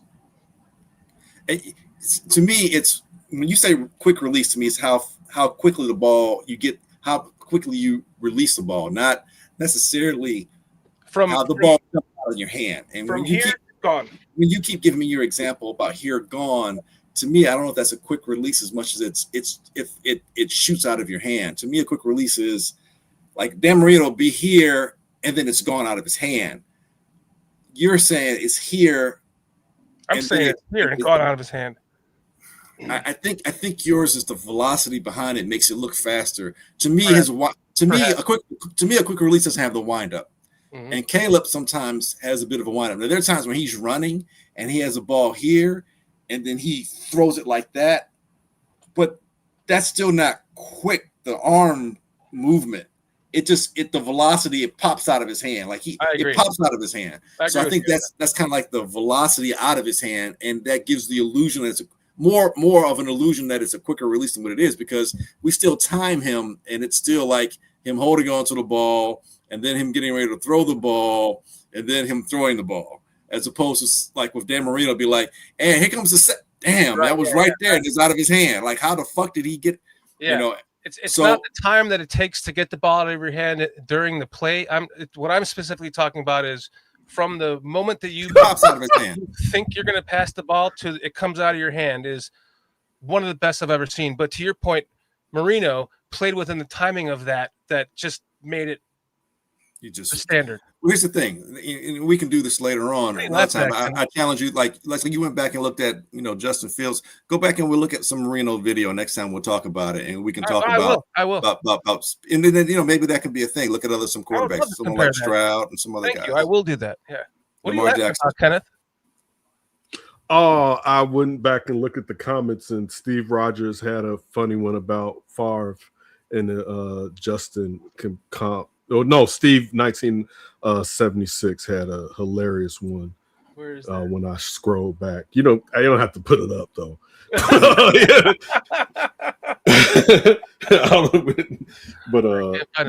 that one. But look, okay, so I don't want to dive deep into this, but so like even with the Mahomes thing, you was like he has a longer release, but he almost went 3 straight. So it really is. Really, yeah, like it really is what you do with what you got more than whatever. We can talk about you can be the best looking quarterback, like because I am young enough to remember, old enough rather to remember aspects of Dan Marino, and that was always one that his release was the standard, as Glenn was saying, but he only had one chance to go to a Super Bowl, and he was young. And that's more on his team than on him, or perhaps him not wanting to run the ball as much because of that arm. But still, that I think is still apples to oranges. I mean, again, anything. It's great that the kid has the ability to do what he's doing, and even what Glenn was saying with the things that he likes to do, and you don't want to coach that out of him. You still want, and this is what I said I've liked the last 3 weeks. He's doing a lot more instruction than he was doing. And that was the concerning thing, because it was like all that other shit is cool, but you will never be you won't be close to great if you can't do it. If we're playing sandlot football out here, this is not going to work. You're not going to win a title. If you luck into one, that you lucked up into one, because you like in this NFL, and I'm not saying the past, you could get hotter in the past and maybe trick it off back in the days because defenses weren't as complex. And if you were doing something new on offense, it may take a season for them to catch your ass. But in this NFL, they're going to sniff that out and figure the trick out that you're doing, that you can't either deduce what's happening in front of you, you know what I'm saying? And that you have to see everything open. Like that's because that's the thing about sandlot football a lot. It's really about I got to see your ass open, more than anticipating throws to where, okay, he's breaking. And that's confidence. It's the fear with I think one of the good things about today's quarterback, but it's also a bad thing. The fear of what interceptions mean to your career. Some of them, it hinders them from sometimes you got to put the ball in play. You know what I'm saying? And it's still good that they don't risk it as much, but the fear of like when you look at, and again, Roll Tide, and so I was out on Jalen Hurts. Maybe you I can pull you, Glenn. Here, I was out on Hurts. But you see that the fact that he doesn't want to risk sometimes, he's risk averse at times because people will hold it against him if he has interception. It'll be, see, I told you. So he doesn't want to put the ball in play when he has again a champion in Devontae Smith. All right, I mean. Roll Tide. Every time Devontae Smith scores, I think about Tua coming in the game at halftime, Glenn Morgan. I think about Kirby having his first one, and we snatched it from him, the state where my family comes from. All right, I'll stop and get off of my Tide. DJ, you have anything to say? Nah. We talked about this before the show on our members content. We're like, oh, so we're not going to get to talk tonight. No, what I'm saying, I refuse to get in conversations about quarterbacks because people always take it the wrong way and then start trying to attack certain quarterbacks. And I think it becomes more of a personality flaw than it does an actual playing flaw. So I don't even get into that no more. Don't let them do that to you. Yeah. Hey, I let it go, bro. Don't you let them control you. Oh, they don't. Say, fuck it. No, listen, but you know what? They either not gonna like it anyway and say fuck it and say how you feel and keep it moving. Pretty much. All right. Listen, and believe me, I have to remind myself that because sometimes I'm like, what the fuck are you thinking about? Like, man, we're all kind of secretly comparing things, right? Like, just we're comparing the last quarterback to last quarterback to last quarterback. That's just what we're doing, and we all kind of either way. I'm sure everyone thinks one way or another about these two quarterbacks, and it could be that, you know, it just was the wrong situation, put in the wrong situation, and Justin could have succeeded in this situation, or it just is what it is, and now we have Caleb. He couldn't. Again, I'm not even saying this. I'm someone who I will say this openly. I love Justin Fields, right? Like the character of that young man. People, this is one thing I'll say, and I always say this. You know, he was never built to run a G. Right? Like we forget. So like when Glenn mentioned his rookie season, we knew he was athletic. And remember how Justin didn't even know which way to break because at Ohio State, he had the whip and his life wasn't in danger. Right. And then he got here and he was like, wait, am I supposed to take off? And then the second year, he was like, fuck it. Right. And ran for a dog. He ran for 1,000. Like, think about it. That wasn't his, like, even when we talk like when he was talking about, so the thing that Glenn was saying about Lamar Jackson, people didn't realize he was playing in a pro style offense in college. And we're not just talking about the spread that people are playing that makes everything simpler for the transition between college and the pros. No, a pro style offense. He was playing in that while also being that physically gifted, right? But you saw that in Lamar. And we knew that Justin was athletic, but we never knew he could do what Lamar could do in the pros as far as running the ball for 1,000. And that was out of necessity to save his life. So when we talk about breaking, that's one, how broken he was. To the point that a guy that wasn't running like that in college, yes, he could use his ability to get a first down and he could score, but it wasn't, this has to be the offense. That had to be the offense. The reason the run game was so good, and mind you, that administration didn't like to run the ball and had no means of connecting the run game with the passing game. Speaking about Ben Johnson, the run game and the passing game never matched each other as far as in play action. Simple play action. We've been running the ball, play action. Yeah, but I'm talking about really giving them the same look and doing different shit, right? Giving them different looks and doing the same shit. Like that type of thinking about football that they didn't have back then. Right, for that young guy, and you. And again, no one's saying he would have been a Hall of Famer. Like nobody at all is saying that. But to say that he probably couldn't have been good, I think. And you have it with David Carr. And again, maybe David Carr wouldn't have been. But when you think about, he got an injured Tony Baselli in the expansion draft down there with the Texans. Right, that wasn't Tony Baselli that was saving Mark Bunnell's ass. Right. Like you had he got hit the shit. And the thing the Bears people don't understand, the Bears twice in the last two regimes have had quarterbacks to lead the league in getting sacked. Do you know how detrimental that is to a young quarterback to get your ass handed to you by these dudes? Because I don't know if you're seeing how these cats are flying. Like every big man is running a 4.6 or under damn near right now on the defensive line. Do you know the impact? Like a few years ago, and people, we don't talk about this. Tackling had been an issue in the NFL, but right now, and I don't think, and I go to Glenn for more. The defenses in the NFL have caught up to the offenses. Now, I don't know what they going to do to fix the game, to rig the game again, to separate the shit. But when you look at these defenses now and how none of these offenses are really just whooping their asses, the defenses have figured it out, but also the speed of these defenders. And when the reps. see the reps. But that's all. But no, the speed of these defenders, they are laying wood to you know what out here consistently, and to get hit like that, the both of these last quarterbacks can be bad for your career. And I'm just putting that out there.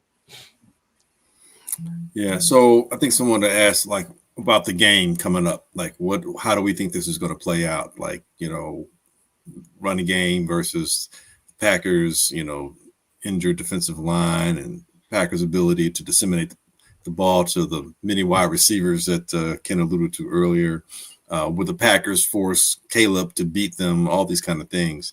It's interesting because it is going to be, I think, one of these games where the coaches will make an emphatic difference, because I always cringe at saying it because the coaches don't play, they're not out there, the athletes are the ones that are out there, but coaches can win you games, lose you games. And I think that Ben Johnson, his presence and his coaching staff clearly has helped the Bears win a lot more games than they would have in the past. I think we all know that, but I think this game coming up this weekend, you're going to have both coaches really go at one another.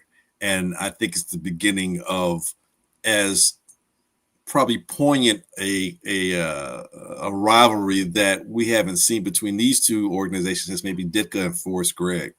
And that didn't last as long as it could have in terms of the animosity, maybe not as vile and as it was, where guys are body slamming in there, putting names, the quarterback down. They got names on the list and checking it twice, that kind of thing.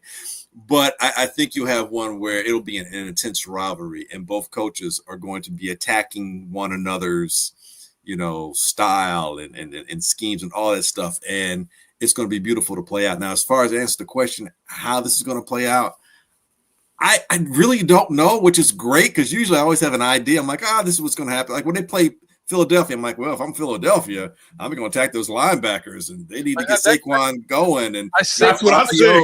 That's what I thought. RPOs. So we can. You're answering right now. So we Squeegee. Right. Steve Rogers says, what are the keys to the game to beat the Packers? Our run game, stopping their run game.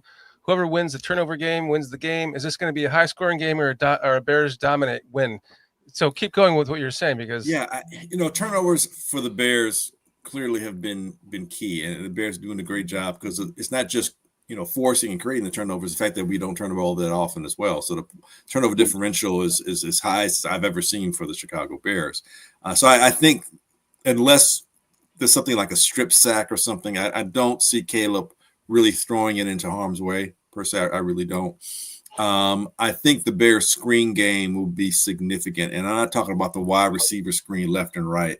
I'm talking some middle screens, maybe tight end screens, running back screens. We're going to see a variety of that, because Ben Johnson, if anything, he's not going to just keep doing the same BS and let you, the Bears are still going to run the ball. And I think Ben Johnson's going to want to do that, because he's going to be like, yeah, I showed you some stuff. And I think he has enough of an ego. And it's that fine line between letting your ego get you in trouble, but letting your ego, be that standard that everybody else needs to kind of understand who you are and how you are. That part, right? That part. And so they're still going to run the game. And so it's going to be one of the things. And again, I said it with the Philadelphia thing. It's like, I thought the Bears will probably lose that game. But I said, but the one thing I felt good about going into that game was the coaching staff. I said, if anything, this coaching staff, I feel good about their ability to try and find a way. You nailed it for me, because I thought, I don't feel a win here, but I don't feel a loss, but I don't feel a win. And it's to that point. And I think the coaching staff I'll say this real quick. The coaching staff, I think, will come into play again. And it's going to be a battle of the coaches. Now, LaFleur is a good coach, but I've seen him not do good things. Okay. I've seen him not do enough to get that team. And some of that was Aaron Rodgers probably working against him. Some of that's Jordan Love doing Jordan Love things that don't jive right. Risking the ball. I'll be curious to see how this plays out. Because I think both teams have what they need to beat both teams. And it's going to be great because I think it's going to come down to last possession. I really do. Everything you said about the Eagle game, I felt the same way. And I said prior to that, I don't believe in moral victories. But this one, if they did lose, could kind of be a moral victory because I don't think they were going to get beat. Like they weren't going to get out physical like the Eagles do most teams. The Eagles scare people. Like, I don't know if anybody's played sports, but like I remember playing sports and like how some of my teammates was like afraid of teams. And I'm like, they do put on their pants like us. Like I get a little bit, but like you were scared, right? Like nervous is one thing, scared is another, right? And that's what the Eagles kind of, they scare people with their physicality. But this game, and I think due to the fact that you have issues with the inside defensive line, that I think it could be a problem when the Bears. I'm not even going to BS with the Bears because sometimes you're so beaten as a abused fan that you revert, right? But if what this line has been doing, they're going to be able to have a sustainable. So when I say sustainable, because even when the Bears don't run the ball well, it's still a sustainable run. There's a difference between quitting running the ball, right, or running the ball when the game is out of your hands or whatever, but also you run the ball, you get a first down. Yeah, but running the ball is an actual part of the offense that keeps the offense together, right? Cohesive or whatever. A lot of times these coaches, particularly, and I know I keep talking about Ben Johnson, people don't get that running the ball is sexy. Like real NFL coaches, the Shanahans, Sean Payton, right? Anybody, even the people thought he was a whiz kid, Mike McDaniels, even when you look at A-Chain and what they like, even most of these Andy Reid, most of these guys establish a run seriously, right? You may think it's through the air, but they're one clock management, right, and keeping the opposing team off the field. But getting to this with this game, I think with the interior line, if the interior line was there, I still would be rooting for the Bears. But if the interior line was there, because then you're thinking about now they can maybe one trick pony you a little bit, and the Bears haven't been forced into one trick pony as much, and you don't want that because Caleb still has to grow in degrees. But I think they're going to be able to run the ball well enough, I think is the best way for me to say that. I think they're going to be able to run it well enough, and that will benefit them offensively because Green Bay offensively can easily catch lightning in the bottle. One, due to that wide receiver core, and right now Christian Watson is healthy and playing decent enough. Like you never know what you're going to get, you know what I'm saying? But when you have a receiver like that, they have nice receivers, but someone that athletically gifted to blow the top off, you got the guys that can go underneath. They have a really well-balanced team, but I think the Bears and with the run game can be significant with this game moving forward. I got a question for PJ. As now a defensive line coach, what do you say about just run the ball right at Micah Parsons? I mean, I would not run away from him. I would run right at him. Yeah, I would run all game long. Well, I don't want to say all game long, but yeah, I would. Yeah. So you got to have him thinking. You got to make him put his head on the swivel, so he's got something to consider. So he's not just willy-nilly doing what he wants to do.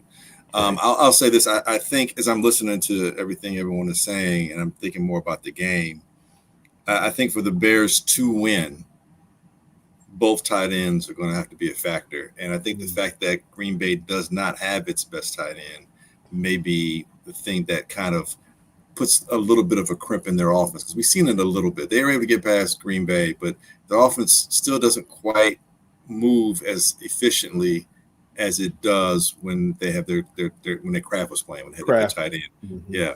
So I think with the Bears, and we've seen again incrementally, that's the thing I love about this team as well, is that so much was about you got to develop Justin, we get Caleb, you got to develop Caleb. And I was always like, dude, yeah, but you got to develop your team. The other guys have to get developed. And under the last regime, guys like Tyler Scott and other guys, no one ever got developed. They didn't. The guys that were drafted, they didn't get developed. And now, their careers are, some of their careers are in a nebulous state. I think with this current regime, you're seeing Monangai. Now, I was familiar with him because I'm a college football head. I'm like, oh, yeah, they got back-to-back 1,000 yards at Rutgers, and he was the only offense, so I know he'll be all right. And I was saying going into last year's draft, how this is the deepest running back class I've ever seen in my entire life. That there are going to be guys who are not drafted that can probably start for some teams and may start for some teams. So a guy like Monangai, 7th round, almost wasn't drafted, and he's an integral part to this Bears offense. And it didn't happen from day one. It didn't happen until like game 4. You know what I'm saying? So guys are getting developed. Colston Loveland, part of his development was negated a little bit because of injury and accessibility, but now he's out there, and he's between he and Burden, I think they have 2 of the best hands on this team. They're making some catches where I'm like, whoa, man, nice catch. Like, dude, yeah. Oh, snatching the ball out of the air. Snatching the ball out the air, for real. And you're seeing Luther Burden. It's like, okay, you can tell he's still learning what routes, how, when, all that kind of stuff, spacing, everything. But each week is getting a little bit better and better and better. So there's development there. And so even with Cole Kmet, both tight ends were taken off the milk carton. Finally, it's like, man, these guys, like I kept buying milk because that's the only time I saw those guys. Like, oh, there he is. So I think for the Bears, and we've seen a little bit, because when I say that both tight ends be involved, yes, the catching and involvement in the passing, but they're so critical and crucial when it comes to these explosive runs. And so I think that element will give the Bears offensively the advantage. Now, defensively, the Bears are going to have to do just enough to create enough pressure or enough of a atmosphere that Jordan Love will either get antsy in terms of impatient antsy, not because he's nervous about the pass rush, it's not really there, but just enough of impatience to where he's going to want to challenge, or get him maybe make him run a little bit so he throws the ball, maybe on the run, or he moves off platform. But I think that's probably, if the Bears get that turnover, it's going to be because he gets impatient. So how well coached the quarterbacks will be, how well the Bears are able to implement their running game using their tight ends to get explosive plays and also incorporating the passing offense, I think are going to be the keys to the Bears winning and Green Bay suffering a loss back-to-back seasons in Lambeau Field. I think that when I look at the Bears, the biggest thing I'm most impressed with is how the coaches do a good job of getting players ready. We had nothing but backup linebackers last week and played really well. I think what Al Harris is doing with the cornerbacks got Nashawn going to be probably a Pro Bowler this year. Yeah, has to be. Bringing in CJ off the street, got him playing fantastic. So I think, the things, what the Bears coaching staff in general is doing, even like I mentioned earlier, the offensive line coach and if the running back coach, Eric Bieniemy, what he's doing with 2 100-yard runners since 1985 or whenever it was. It was 85. 85. So, yeah. So it's like they have coaches who are actually getting the most out of these players. Mm-hmm. And I can't, again, emphasize enough the last time I can't remember seeing that. So that being said, I think, like Kenneth said earlier, there's not a game now that I go into where I'm thinking, oh man, the Bears don't have a chance.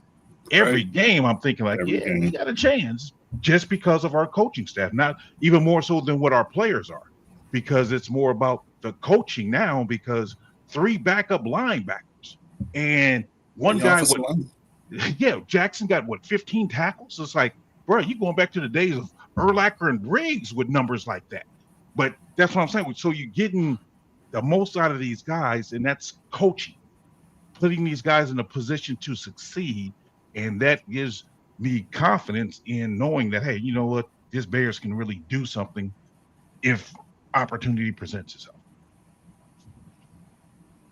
Somebody asked, do you think that Ben Johnson's comments about winning in spite of our pass game is an indication of what we will see Sunday or a smoke screen. I think it was the truth. Me personally, it's just the truth that again, it's on the quarterback, but it's also on the receivers. The Bears had a lot of drop passes.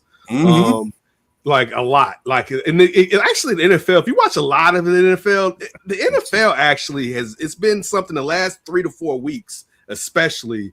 But I think he's talking about that. As sooner or later they're going to need those drop balls and those inaccurate passes. Like you're going to need that, and that may be why you lost the game. I think was why he was saying it. I think it was why he came back on Tuesday and was like, I wasn't dissing Caleb, and I'm paraphrasing right there, was because kind of what we're saying, Caleb is playing better, but you still need more from your passing game just in case. Like they've gotten away with it, right? Like that's one of the best things, but what happens when they can't get away with it? So I don't think it's, again, I'm saying it like this. If they have a great passing game, I don't think it's a smoke screen that they're having a great passing game. I think it's really them taking another step. And I felt like, again, like I said, I don't know if you were here at the beginning of the show. I think you were, Squeegee. But I feel like even though Caleb has incompletions, I feel like he's playing a lot better these last few weeks as far as in structure of the offense and knowing that you can't hold on to the ball and play that style of football consistently. Like he's getting, like even my son sometimes like, throw the ball. Like he's getting rid of the damn, sometimes just get rid of the damn ball. And that's what I think could benefit them this week, depending on how the game goes against the Pack. Yeah, without a doubt. Caleb, there's more to quarterbacking than throwing the ball and completing passes. And Caleb is getting better at learning the position at the NFL level. Learning how to play the position is so much more involved. You know, I've always said this before too, is that, you know, although the quarterback position is the most important position in all of team sports, it is also the most interdependent position in all of team sports. You know, and so with that, the quarterback has to be in sync with his offensive line, with the running back, with the receivers, with the coaching staff, understanding what the defense is doing every single play. It's almost like you have to, your ability to focus has to be almost at an intense level, at 100% level, almost every single down. And when you become someone like Peyton Manning or Aaron Rodgers or these guys, or Tom Brady, when you've done it for so long that you could do it in your sleep, they make it look easy. But it took them a while to get there. You know, you look at Tom Brady, when he won the Super Bowl, ain't nobody think he's going to be the greatest quarterback ever. Nope. They did. And I think, I'm one of those people who minces words from time to time. I know I do that. I think he's the most accomplished quarterback. I don't know if he's the greatest quarterback. That's debatable, but it's a good debate to have. But he's the most accomplished quarterback for damn sure. Yeah, that's what I'm saying. People forget other people, you know. And those Super Bowls could have easily, 3 or 4 of them could have been the other way around. But you got to them Super Bowls too. You know what I'm saying? Atlanta, Seattle, to name just right. Carolina. Thank you. You know, the Eagles. But oh yeah, forgot that one. Yeah, with Donovan. I forgot that one. With Donovan. Syracuse, Chicago's on. I forgot. Right. Yeah. But my point being is that, you know, there's more to learning the position, and you were seeing him do that. To Ken's point, in the times where he's getting rid of the ball sooner enough, he's making a more decisive decision and being purposeful when running, instead of just trying to just scramble in the back and looking like Fran Tarkin and, you know, 45, 50, 60 years ago. You know, like, dude, get upfield, you know. Like, even that run against Philadelphia was one where I was like, he's never going to make it. I'm like, oh, shit, he got a little more. His 4.6 is a little bit better than I thought it was, you know. But that's because he was purposeful, you know. And he ran off to the left? Yeah, when he ran off to the left, exactly. And it's just like, oh, and he stuck the ball out for the first down. I'm like, oh, okay, yeah. Shit, I didn't think he was going to make it. All right, son, cool. Yeah, he's learning. He would have done that 4, 5, 6, 7 weeks ago. And I think that's Ben Johnson. He would have went behind the line of scrimmage, out of bounds, and that's one of the most maddening things when they are behind the line of scrimmage and go out of bounds and don't get rid of the ball, Glenn. But your point, he wouldn't have done that a few weeks ago. I'm sorry, PJ, go right ahead. No, I just think it's Ben Johnson's coaching of him. I mean, I don't know what TJ Barrett is doing. I don't know what Dylan, whatever his name is. Declan. But whoever it is, someone is actually coaching him up. and actually doing a good job of coaching. And that's why I say, again, I keep going back to this coaching staff is doing a good job of getting these players better. I mean, there's always a point when I look at it, when I look at a team, it's like, where did they start? Where are they at in the middle of the season? Then where are they at the end of the season? If you're the same all the way through, you're not a very good team. But if you're constantly making improvements, and that's what I'm seeing when this Bears team do, is constantly make improvements, and you see it in different players, and it's like that's a sign of a winner. I mean, that's a sign that you want to see that, okay, his message is resonating to where these guys are listening, and they like, you know what, I'm following what he's saying. And I commend him for that. I'll give credit. And yeah, we've been talking about the coaching staff throughout the evening and crediting them, and well-deserved. But a message delivered is only as good as it's received, you know, and to give credit to the players for being coachable, you know, for Caleb being coachable, you know, because you can very easily have someone who, you know, is more ego driven than even at the professional sports level. You know, you get guys who may be, everyone has an agenda, you know, even when you're all pulling for the same thing, you still have an agenda. Some guys and agendas don't always vibe with the team, where it becomes, you know, self-serving. Here, these guys want to be coached, you know, and you can tell they're thirsty. They're hanging on every word pretty much. And you see that again play out in the locker room.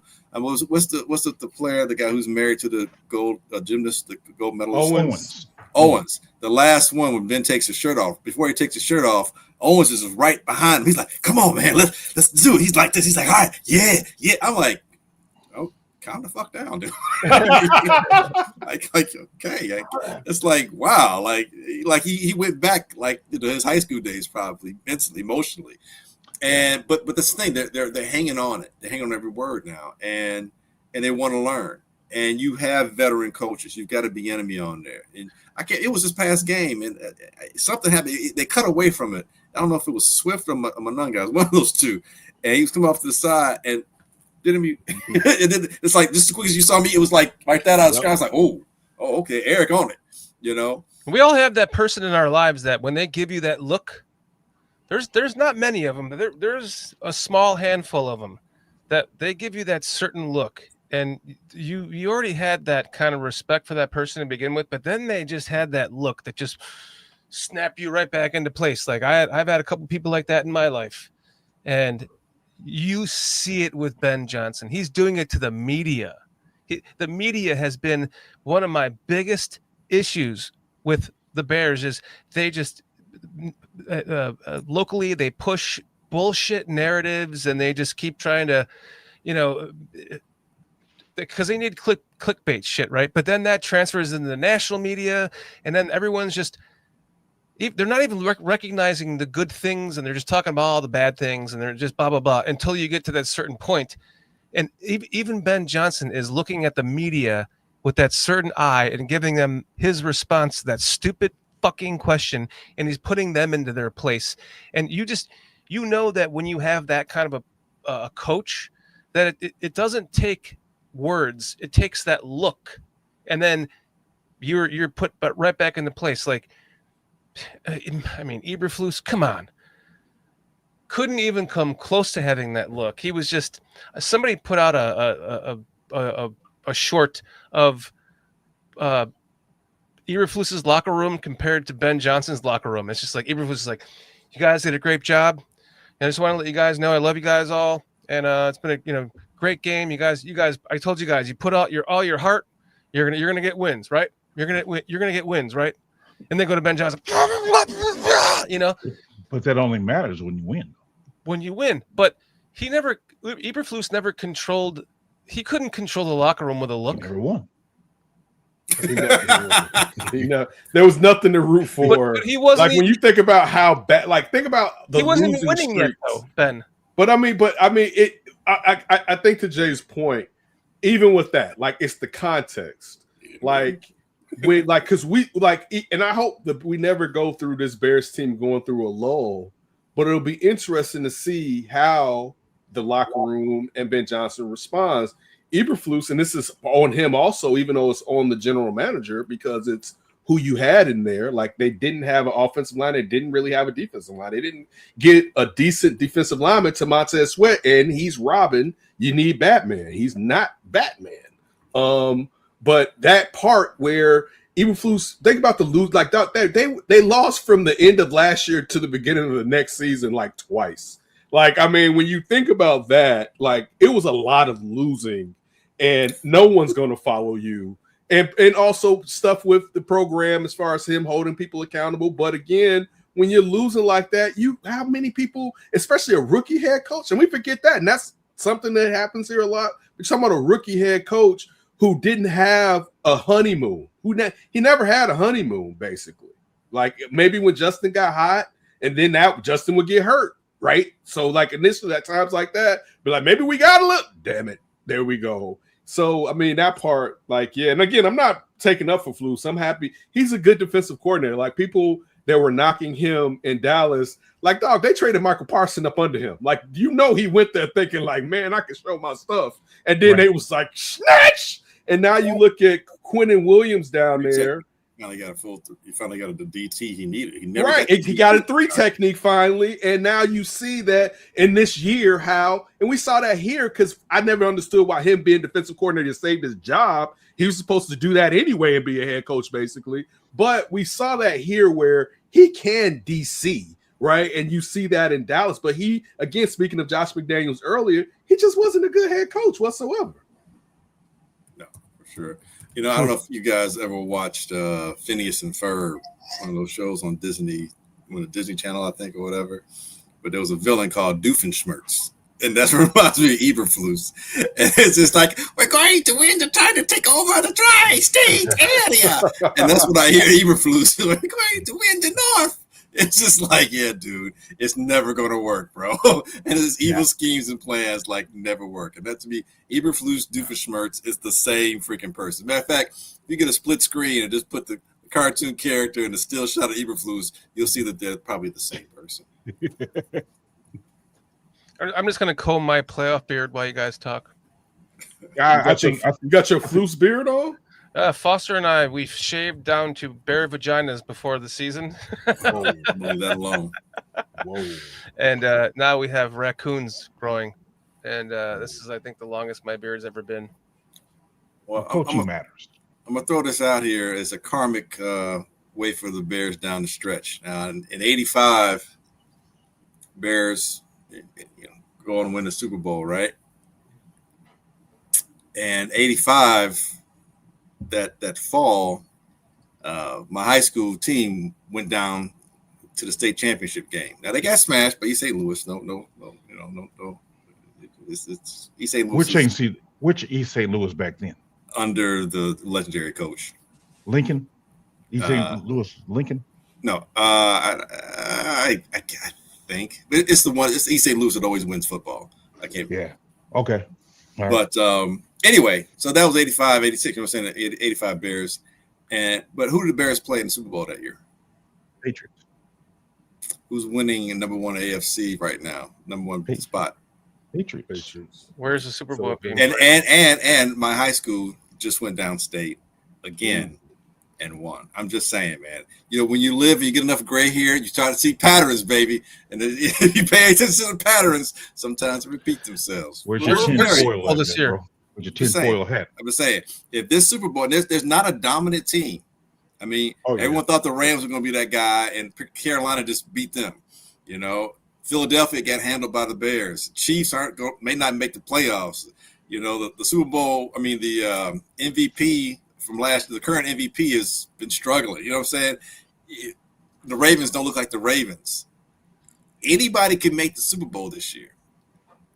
And it would be very, very interesting if the Bears and the Patriots, two teams who the number 1 pick in the draft and number 3 pick in the draft, same draft, and both teams, organizations change it around, both the change of a head coach. If they make it to the Super Bowl, it would be interesting. I'm just saying. Where is the Super Bowl this year? San Francisco, I think. Oh, okay. If it was in New Orleans, that'd be even weirder. But that would be insane. Yeah, then I'd be playing the lotto or something. It'd be like, this is my year, baby. I made a couple of clips I wanted to show. It's a little late for for this one, but I'll play it anyways. No, fuck that one. I'll just play this one because I was watching John Gruden do the Packers Bears breakdown, and I caught this, and I just had to take a clip of this to see if you guys catch it. A 56 quarterback rating. Hell, the Bears haven't won a game with a 56 quarterback rating since 2006. Oh, that was the year they won the Super Bowl. Did you catch that? They didn't win. They did not win. They went. They went. He forgot the T. They went. He forgot the T part. But maybe he's foreshadowing. Or maybe he just fucked up. I'm sure he fucked up. But hey, you know, at this point, you know, grasping anything to. Hey, man, at this point, I'm like we are. When you make the number 1 seed at this point in the season, and you're going against the Packers, and I know it's, you know, this is the first time I'm really truly confident because I don't. As much as I have trepidation about the Packers, I'm just confident about the coaching staff, like we talked about, right? What are you laughing at, Kenneth? Buka. Chucky been on the booger, sugar, and scotch. Steve, 1986, racist John Gruden. We skip over that. Oh, my goodness. Man, gentlemen, I don't want to keep you too much longer. We're going on 2 hours. How much you got? No, it's time to go. It's time to go. You got okay. I'm fading a little bit. Yeah, that's what I thought, man. But I just wanted to get a little bit karmic, you know, something to grab onto, you know. I'll say this real quick, and I do mean real quick. Wait, you mean really quick or like more? No, really quick. Like I'd have been done right now if you didn't know. If I wouldn't interrupt you. It has been not since probably the 85 Bears-ish, or maybe Lovey's that year, the first few months of that year that the Bears went to Super Bowl, where I've actually been excited and looking forward to a game. And not just a game, but subsequent games. Like even regardless of what happens here, I'm still looking forward to the next game. Like I'm thoroughly, as a fan, my fandom has been engaged. I've always been really objective and obviously doing what we do, you know, all that kind of stuff. But my fandom has been engaged. I can't wait. It was like, it's been a hard time. I realized today, I was like, dude, I can't wait for Sunday. It's only Thursday? Oh, that's some bullshit, man. I need Sunday to get here, you know? So yeah, man, I'm thoroughly engaged. And I, you know, if nothing else, I think this Ben Johnson hire for bringing that aspect that's been gone for so long, you know, since maybe the Bulls with Michael Jordan, those guys and what have you. Just, you know, just looking forward to the next game. You know, 5 years ago, I would have been meditating I would have been laying in bed meditating 4 hours before this game, because if we lose it, we lose. They take the fucking division lead with a fucking tie. I wouldn't even care, bro. 5 years ago, I'd be laying in bed just meditating and preparing for every scenario, just like I did in the 2009 or 2010 championship game. And when they lost it to them, I was just like, okay, I'm fine, because I prepared for it. Like now I'm not doing that shit. Like we got this shit. Like I am exactly to your point. I'm excited for this game for once in a long time. Kenneth, any parting words? Enjoy it. Like this is, and it's real. And I would tell you, like, I would really be murky dismal with like, yo, but they got holes, but they've overcome them, and it's not by accident. Like a lot of times it's luck and accident. And not to say there hasn't been a little bit of luck, but every team needs a little bit of luck. But also a lot of that has to do with preparation to put you in that type of scenario. But like this right here, to Glenn's part, like at one point, my heart was going through so much during the beginning of this win streak, where it was like every game we have to do this, like because, and it's funny, and Caleb still has to grow. But one thing I used to always say, the problem with the Bears is we used to go into gunfights with a knife, or nuclear wars, right? With machine guns. Harlem Nights. Right, yes. You get that little bit of shit. Get that shit. Right. We used to because if it was a shootout, we never had a chance in the shootout, right? Outside of Cutler, brief times with Cutler, right? But in all fairness, I mean, consistently, like oh, you want to play like that? Like, oh, I got different styles for you. Like I'm giving you the drunken monk all the time. Like, they have different ways to win, and it's not fluky because they've done it consistently, right? So that to Glenn's point, where yes, I'm looking forward to it, but I'm looking forward to it because, and I would look forward to it now if the season kind of went left, and I don't think it will. But they have a chance because of preparation and coaching and talent. They have they have some hosts. They have a talented roster to, and the funny thing, and I'll say this, if the Bears, and we were talking about this earlier today, as far as, because someone was mentioning Ben Johnson being the head coach. And if you look at it right now, Grable is ahead of Ben Johnson sports books as far as winning coach of the year or whatever, right? But it's funny when Glenn mentioned the Bears and the Pack going back to the 85 run back, and you look at what the Patriots have right now. On paper, the Bears are more talented than them. I don't know if they beat them. I'm not saying that because I think, one, they're hella coached with both of those coaches that we mentioned earlier, with Mike Grable as the head coach and with Josh McDaniels as the offensive coordinator. But like, that's one thing I just want to say. The Bears have a lot of talent. They have a really, if you probably rated offensive lines in the league this season, just this season, they will probably have one up there. You know what I'm saying? Easily up there or whatever. And the DBs being hurt, you had it before Tremaine Edmonds went down. You had 3 of the leaders and takeaways right there in the top 3 on your team. So like stuff like that, like they enjoy this, man, because they could be like, they've been injured this year. So imagine if they're kind of healthy next year, and I don't mean to say, but they may be kind of beat up next year, and it may be to where then they have to come back to you after that, do that. So, and just enjoy the run, because no one expected the first year to be this glorious. In all fairness, it's glorious right now. So just enjoy it. PJ, any parting words? Nope. All right. Glenn, tell us where everyone can find you now, man. What are you doing now? Pretty much the same stuff. You'll see me, or if you follow like on YouTube and what have you, I'm on people's platforms such as yourselves, who are generous enough to allow me to be on there. Sean Sierra's Sports Zone. Also now, Stacey King's Give Me the Hot Sauce podcast. Excuse me. so on there doing some stuff, and always with my guys. Well, Easy Smoking the GM podcast as well. Tell them I said what's up. Tell Easy Smoke I said what's up. For sure. Kenneth, man, where can we find you? What's going on with you now, man? Alex Shapiro and me, both former co-hosts of the Under Center, have a podcast on Fansided, the Windy City Pod. So check that out. Like, subscribe to that. Davis on YouTube also. And you also, maybe I'll see me with my partner. We need to do more stuff, but I know sometimes we be busy and life be lifing on us. And also, of course, here, as he said, you'll see me, everybody on here, you'll see me with Sean. But also just see me just enjoying, like, dude, how much losing we've been going through? Like, and like for all of us, this is work. Like, dog, we used to be in game 5 thinking about the draft, like for real thinking about the draft, right? I mean, serious, like not kind of like now where it's like it's kind of like oh the cherry on top where it's like, man, in the draft we can do this, but we're winning. Now we used to be like, man, the season's over.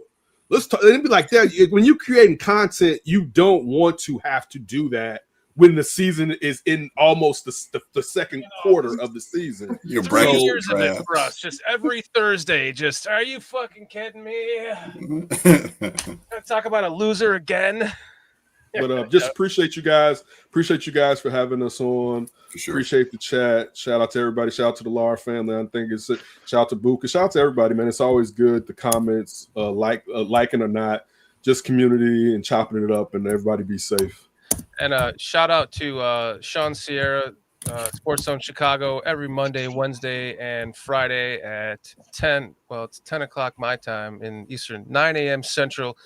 Great stuff, man. I mean, we promote him on the show. We usually do like a little promotion for him that he sent us. But you guys are are on there all the time, and it's like every time I see you guys, I'm oh shit, I got to remember to ask Glenn back. I got to remember to ask. Well, Kenneth is doing a show this week, but maybe I'll ask him for next week. Because I don't want to bug you guys. I know you got life's going on and shit. Never bugging, man. It's never bugging. Man, I just want you guys to know how much I truly, truly, truly, truly appreciate you guys coming on the show. Like, Glenn, you become a true friend of the show. You're the most. That's why in your opener said the most tenured guest. This is like your 20-something in the show. Nobody else wants me. Kenneth's going on like his third or fourth, man. So this is amazing. It's an honor and a pleasure for me to be able to talk to you, gentlemen. PJ, I'm so glad you got to join us tonight, man. It's good to see you with your coaching schedule. I hope everything's going well for you and all your families. And to all of you in chat, man, you guys are absolutely spectacular. We can go down the list. These gentlemen have to go to bed. We love you guys. You guys know who you are. To all the new people that have been in chat tonight, you guys are amazing. Please subscribe, set your notifications, because this show is here relentlessly every Thursday night at 9 p.m. By the way, check out Monday. We have the Greg Gabriel Show is temporarily on Bears Country Podcast at 11 a.m. Central, hosted partially by me and Jason from the British Bears, who does the British Bears Show with Chris Watts on Tuesdays at 3 p.m. So set your notifications, like and subscribe. We've got some good stuff coming up on this channel in the future. And if you love the Bears like we do, you're going to love what we have to offer. Thank you, gentlemen. We will talk to you guys soon. Bear down. Bear down. Well, you got to do this on a 1, 2, 3. 1, 2, 3. Bear down. Bear down. And I got to go like this. Wait. Are we going on the 3? Yeah. Ready? Lethal weapon. 1, 2, 3. Bear down. Bear down. And I got to go.